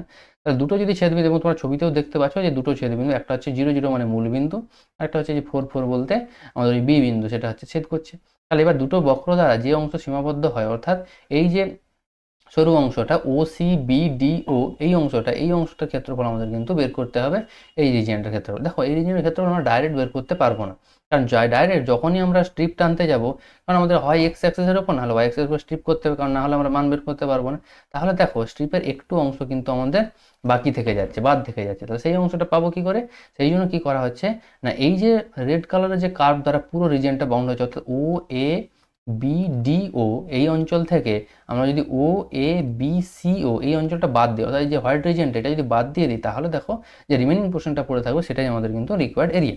এই জিনিসটাই দেখো ডান দিকে পরে করে দেওয়া হয়েছে, অর্থাৎ OCBDO এর ক্ষেত্রফল সমান OABDO এর ক্ষেত্রফল মাইনাস OABCO এর ক্ষেত্রফল। ঠিক আছে, এবার ক্ষেত্রে প্রথম কি না OABDO এর ক্ষেত্রফলের কি না 0 to 4 ydx, কারণ কি দেখো OABDO বলতে এই বাইরের যে লাল কার্ভ তার ক্ষেত্রেও কি ydx, কারণ আমরা x অ্যাক্সিসের উপর স্ট্রিপ টেনেছি, তাহলে কি হবে ydx হবে। কোথা থেকে কোথা পর্যন্ত, ও থেকে এ পর্যন্ত, এ বলতে কি না 4 পর্যন্ত, তাহলে 0 to 4। আবার পরের যে পার্টটা রয়েছে সেটাও 0 to 4 ydx, কারণ মনে হতে পারে এই 0 to 4 ydx, এই 0 to 4 ydx কেটে গেল, কিন্তু না, একেবারেই নয়, কারণ এই দুটো y আলাদা। প্রথমের ক্ষেত্রে যে ওয়াইটা সেটা হচ্ছে রেড কালারের যে আমাদের কার্ভ, অর্থাৎ 1 নম্বর কার্ভ তার ওয়াই, আর দ্বিতীয়টার ক্ষেত্রে যে ওয়াই সেটা হচ্ছে 2 নম্বর কার্ভের আমাদের ওয়াই। আর দুটো কার্ভের ক্ষেত্রে ওয়াইটা কিন্তু ডিফারেন্ট, এই জন্য দুটোর জায়গায় দুটো ওয়াইয়ের ভ্যালু আমাদের বসানো হয়েছে। তোমরা কার্ভের যে সমীকরণ আছে সেখান থেকে ওয়াইয়ের মানটা পেয়ে যাবে। প্রথমটার ক্ষেত্রে y² = 4x, তার মানে y = √4x, আর দ্বিতীয়টার ক্ষেত্রে x² = 4y, অর্থাৎ y = x²/4। এই দুটো ভ্যালু বসিয়ে দেখো ইন্টিগ্রেশনটা ক্যালকুলেট করছি, আসছে 16/3 বর্গ একক। ঠিক আছে, তার মানে আমাদের সমীকরণটা কি ছিল না y² = 4x আর এক্স স্কোয়ার সমান 4y, এটা যখন থাকবে 4y, এটা যখন থাকছে আমাদের ক্ষেত্রফল হচ্ছে 16/3 বর্গ একক। এই টাইপের আরও একটা অঙ্ক আমাদের থাকে ওয়াই স্কোয়ার সমান 4ax আর এক্স স্কোয়ার সমান 4ay, সেক্ষেত্রে তোমাদের ক্ষেত্রফল আসবে 16²/3। একই টাইপের অঙ্ক কিন্তু তোমাদের একটা খেয়াল রাখতে হবে, ঠিক আছে। নেক্সট বলা রয়েছে দেখাও যে ওয়াই স্কোয়ার সমান 4a into x plus a sine x by a অধিবৃত্তের ওপর যে সকল বিন্দুতে স্পর্শক এক্স অক্ষের সমান্তরাল। দেখো স্পর্শক এক্স অক্ষের সমান্তরাল মানে আমরা কি জানি, তার প্রবণতাটা কি হবে, শূন্য হবে, কারণ এক্স অক্ষের সমান্তরাল যে কোনো সরলরেখার প্রবণতা হচ্ছে শূন্য হয়। তাহলে এখানে আমাদের প্রশ্ন হচ্ছে যে কোন বিন্দুতে প্রবণতা সেটাকে বের করতে হবে, সেই জন্য ধরে নেওয়া হয়েছে যে আলফা বিন্দু বিটা বিন্দুতে স্পর্শক এক্স অক্ষের সমান্তরাল, তার মানে আলফা বিটা বিন্দুতে প্রবণতা শূন্য হবে। এবার প্রবণতা বের করতে গেলে তার ডেরিভেটিভ বের করতে হবে, কারণ আমরা জানি তার স্পর্শকের প্রবণতা সমান ফার্স্ট অর্ডার ডেরিভেটিভ অর্থাৎ ডিওয়াই ডিএক্স। তাহলে ডিওয়াই ডিএক্স প্রথম বের করা হলো, ডিওয়াই ডিএক্স বের করার পর কোন বিন্দুতে না আলফা বিটা বিন্দুতে, তাহলে dy dx at alpha beta বের করা হলো। এবার যেহেতু স্পর্শক এক্স অক্ষের সমান্তরাল তাই প্রবণতা কি হয়ে যাবে, শূন্য, সেই জিনিসটা অ্যাপ্লাই করা হলো। তাহলে প্রবণতা যখন শূন্য অ্যাপ্লাই করা হলো তাহলে সেখান থেকে আমরা কি পাচ্ছি না 1 প্লাস cos আলফা বাই এ সমান শূন্য, কারণ এই যে 2a/β এটা শূন্য নয়, সেই জন্য ওটা ডান দিকে গুণ হয়ে গেছে শূন্যর সাথে। তাহলে আমাদের পড়ে থাকছে 1 প্লাস cos আলফা বাই এ সমান শূন্য। তার মানে cos অফ আলফা বাই এ সমান -1, এখান থেকে সাইন অফ আলফা বাই এটা বের করলাম, সেটা কত আসছে না 0 আসছে। এবার কি না আমাদের যেহেতু আলফা বিটা বিটা বিন্দুটা কোথায় অবস্থিত না আমাদের যে প্রদত্ত বক্র, এই যে 1 নম্বর যে বক্র বলেছি সেই বক্রের উপর অবস্থিত, তার মানে ওই আলফা বিটাকে সিদ্ধ করবে। তাহলে কারণ কি আমরা এখানে আলফা দিয়ে যে রিলেশন সেটা পেয়েছি, কি রিলেশন পেয়েছি না cos অফ আলফা বাই এ সমান -1, তাহলে আমাদের বিটার রিলেশনটা দরকার, সেই জন্য ওখানে প্রদত্ত যে সমীকরণ আছে সেখানে আলফা বিটা বসানো হলো, সেখানে এই যে সাইন অফ আলফা বাই এ তার জায়গায় কি বসিয়ে দেওয়া হলো 0, কারণ আমরা বের করেছি 0। তার মানে কি পাচ্ছি না beta square equal to 4a alpha, অর্থাৎ আলফা বিটা এমন একটা সমীকরণকে সিদ্ধ করেছে যেটা কার সমীকরণ, একটা অধিবৃত্তীয় সমীকরণ। কেমন আছে দেখো, ওয়াই স্কোয়ার সমান 4a দেখে যদি সিদ্ধ করে তাহলে ওয়াই এর জায়গায় বিটা বসাতে হয় আর এক্সের জায়গায় আলফা, আর সেটা সেই সমীকরণটাই আমাদের এখানে চলে এসছে।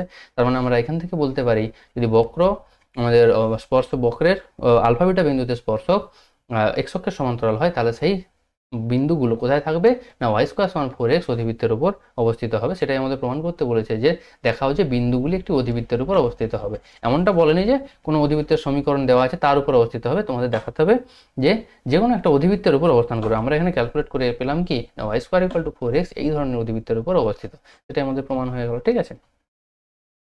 নেক্সট দেখো বলা আছে সমকোণী ত্রিভুজের অতিভুজ এবং অপর একটি বাহুর দৈর্ঘ্যের সমষ্টি দেওয়া আছে। যেটা দেওয়া আছে মানে কি সেটা কনস্ট্যান্ট হিসেবে আমরা ধরতে পারবো।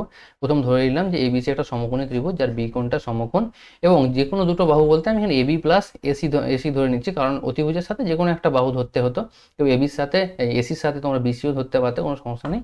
আমি এখানে এসির সাথে এবিটা বাহুটা ধরে নিই, তাদের সমষ্টিটা ধ্রুবক। এবারে কারো কারো মনে হতে পারে যে সমষ্টি ধ্রুবক মানে তারা প্রত্যেকে ধ্রুবক, না একেবারেই নয়। সমষ্টি ধ্রুবক মানে তারা প্রত্যেকে ধ্রুবক হবে এমন কোনো মানে, যেমন সমষ্টিকে যদি আমি 10 বলি আমরা 10কে কি লিখতে পারি 7 প্লাস 3 লিখতে পারি, 5 প্লাস 5 লিখতে পারি, 1 প্লাস 9 লিখতে পারি, এইভাবে 10কে বিভিন্নভাবে আমরা কিন্তু লিখতে পারি। তার মানে সমষ্টিটা ধ্রুবক থাকলেও সেই যে বাহুগুলোর মান তারা কিন্তু চেঞ্জ হতে পারে। তার মানে আমাদের এই সমষ্টি ধ্রুবকটাকে এবারে কাজে লাগাতে হবে, ঠিক আছে। এবার প্রমাণটা কি না প্রমাণটা হচ্ছে যে দেখা হয় যে ত্রিভুজটির ক্ষেত্রফল বৃহত্তম হবে যখন ওই বাহু দুটির মধ্যবর্তী কোণ, অর্থাৎ যে দুটো বাহু সমষ্টি আমাদের দেওয়া তার মধ্যবর্তী কোণ যখন π/3 অর্থাৎ 60 ডিগ্রি হবে। আর তার মধ্যবর্তী আমরা কোণ কত ধরে নিলাম না মধ্যবর্তী কোণটাকে আমরা আলফা ধরি, ঠিক আছে, মধ্যবর্তী কোণটা হচ্ছে আলফা। তার ত্রিভুজের ক্ষেত্রফলের সূত্র কি জানি, যেহেতু সমকোণী ত্রিভুজ হাফ ইন্টু ভূমি ইন্টু উচ্চতা, ভূমি বলতে আমি এবি ধরছি আর উচ্চতা বলতে আমার বিসি ধরছি। এইবার প্রশ্ন হচ্ছে আমাদের কি করতে হবে, এই যে এবি আর বিসি একে কি করতে হবে না আমাদের যে জানা ভ্যালু, সেই জানা ভ্যালু কে এবং আমাদের যার সাথে রিলেশন দরকার অর্থাৎ মধ্যবর্তী কোণের সাথে আলফা, তার আকারে আমাদের প্রকাশ করতে হবে এসকে।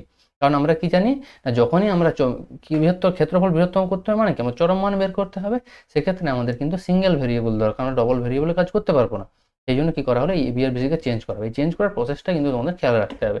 দেখো তার জন্য এই যে আলফা কোণ, এই আলফা কোণটাকে আমি যদি বেস অ্যাঙ্গেল বলি বা ভূমিস্থ কোণ বলি, এর রেসপেক্টে কি ট্যান আলফা সমান আমরা বলতে পারবো বিসি বাই এবি। তাহলে এখান থেকে আমরা এবি সমান বিসি কট আলফা বলতে পারলাম। আবার বিসি বাই এসি সমান আমরা সাইন আলফা বলতে পারবো। তোমাদের মাথায় খেয়াল রাখতে হবে যে আমি আলফাটাকে ভূমি সংলগ্ন কোণ বলছি, ঠিক আছে, তার তোমাদের একটু ত্রিভুজটাকে ঘুরিয়ে ভাবতে হবে, নাহলে কিন্তু সব কনসেপ্ট পাল্টে যাবে, ঠিক আছে।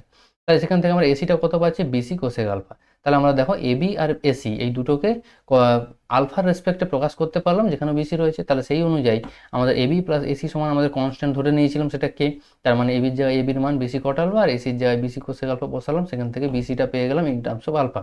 তাহলে বিসিটা যদি আলফার আকারে পেয়ে যাই, তাহলে এবিটাও আলফার আকারে পেয়ে যাও, কারণ আমরা জানি এবি মানে বিসি কট আলফা, তাহলে সেখান থেকে এবিটা পেয়ে গেলাম।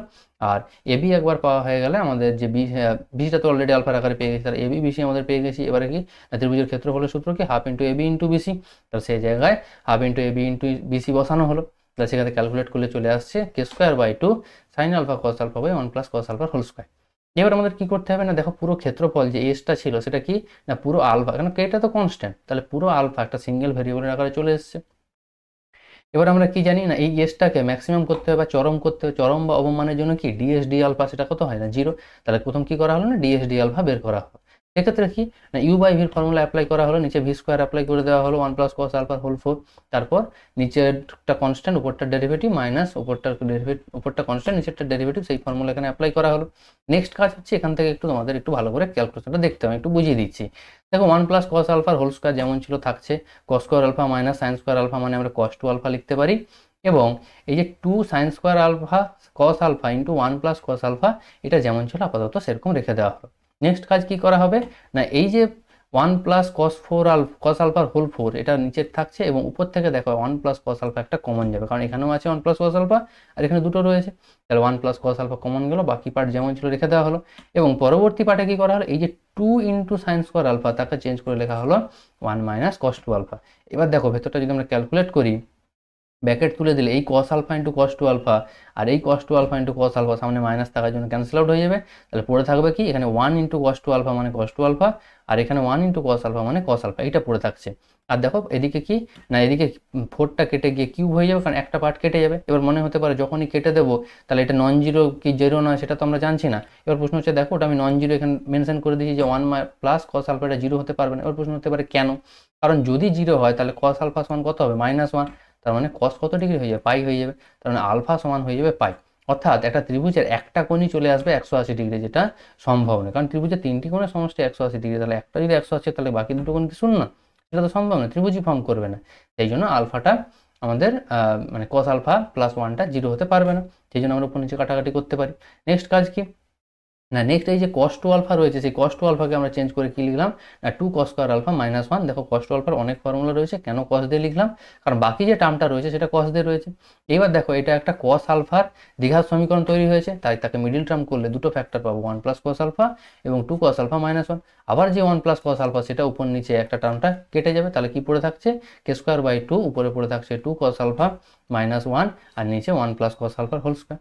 এবার আমরা কি জানি না এস এর চরম বা অবমানের জন্য কি হয় না ডিএস ডি আলফা 0 হয়, সেটা 0 করলাম, k²/2 কনস্ট্যান্ট 0 হতে পারবে না, সেই জন্য ওটা ডান দিকে ভাগ হয়ে গেল, আর 1 + cos আলফার হোল স্কয়ার এটা 0-র সাথে গুণ হয়ে যাবে কোনাকুনি, তার মানে আমাদের পড়ে থাকছে কি 2 cos আলফা -1 সমান 0, এখান থেকে পাচ্ছি cos আলফা সমান হাফ। এবার প্রশ্ন হচ্ছে cos আলফা হাফ অর্থাৎ আলফার মান কত হলে হাফ হয় না আলফার মান আমরা জানি cos 60 মান হাফ হয়, তাহলে আলফার মান 60 ডিগ্রি।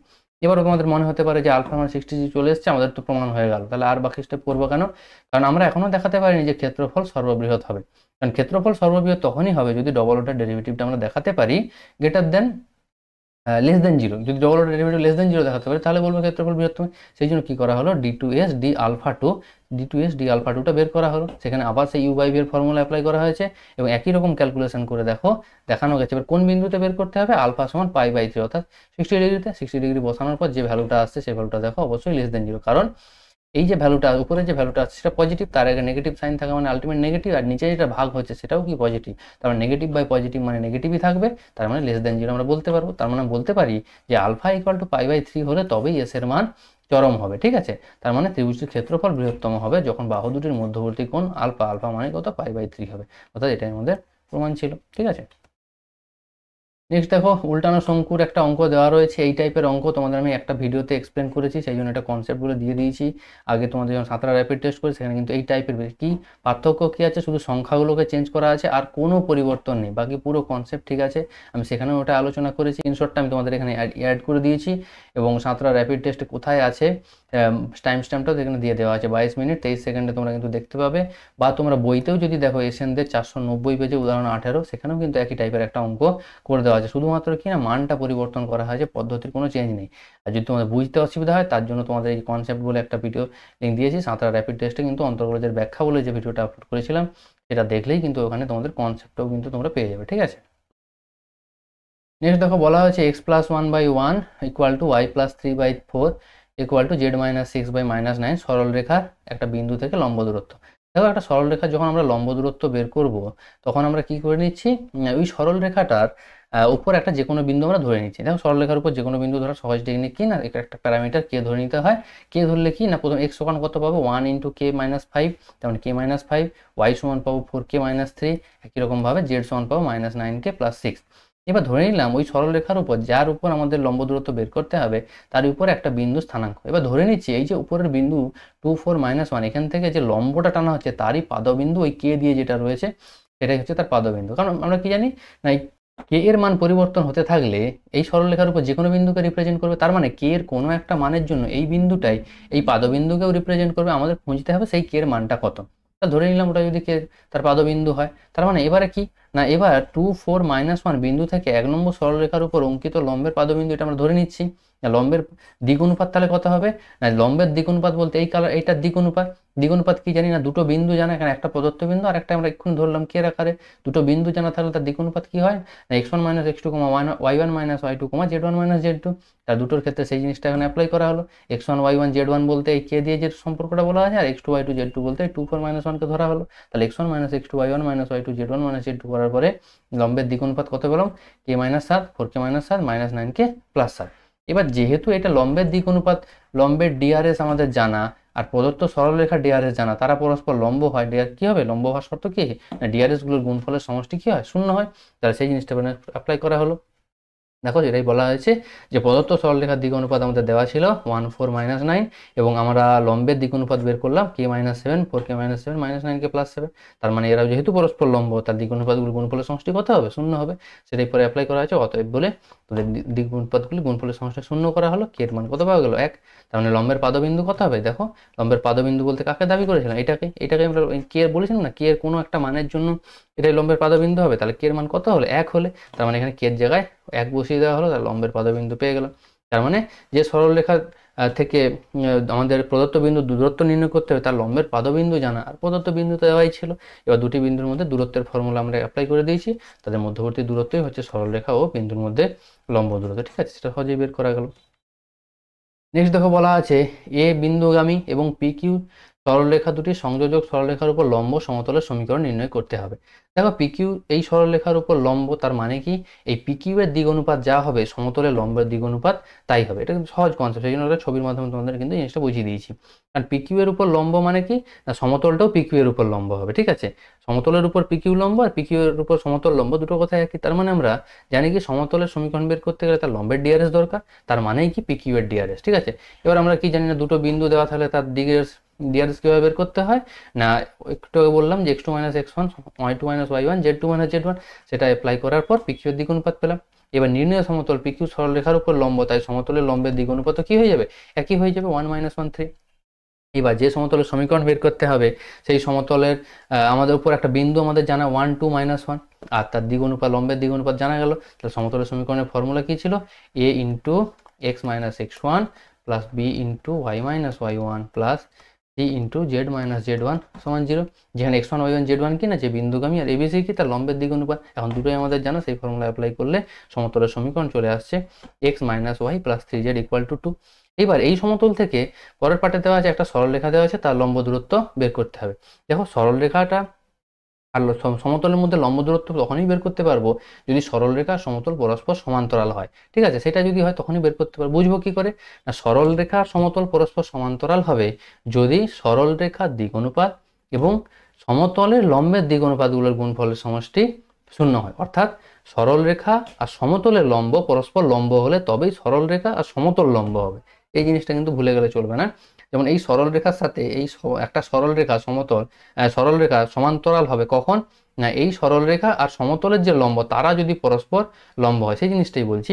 বুঝবো কি করে না, তাহলে সরলরেখার দিক অনুপাত আর হচ্ছে লম্বের দিক অনুপাতগুলি গুণফলের সমষ্টি। সরলরেখার দিক অনুপাত কত 2 - 1 - 1 আর আমাদের সমতলের দিক অনুপাত কত 1 - 1 আর 3।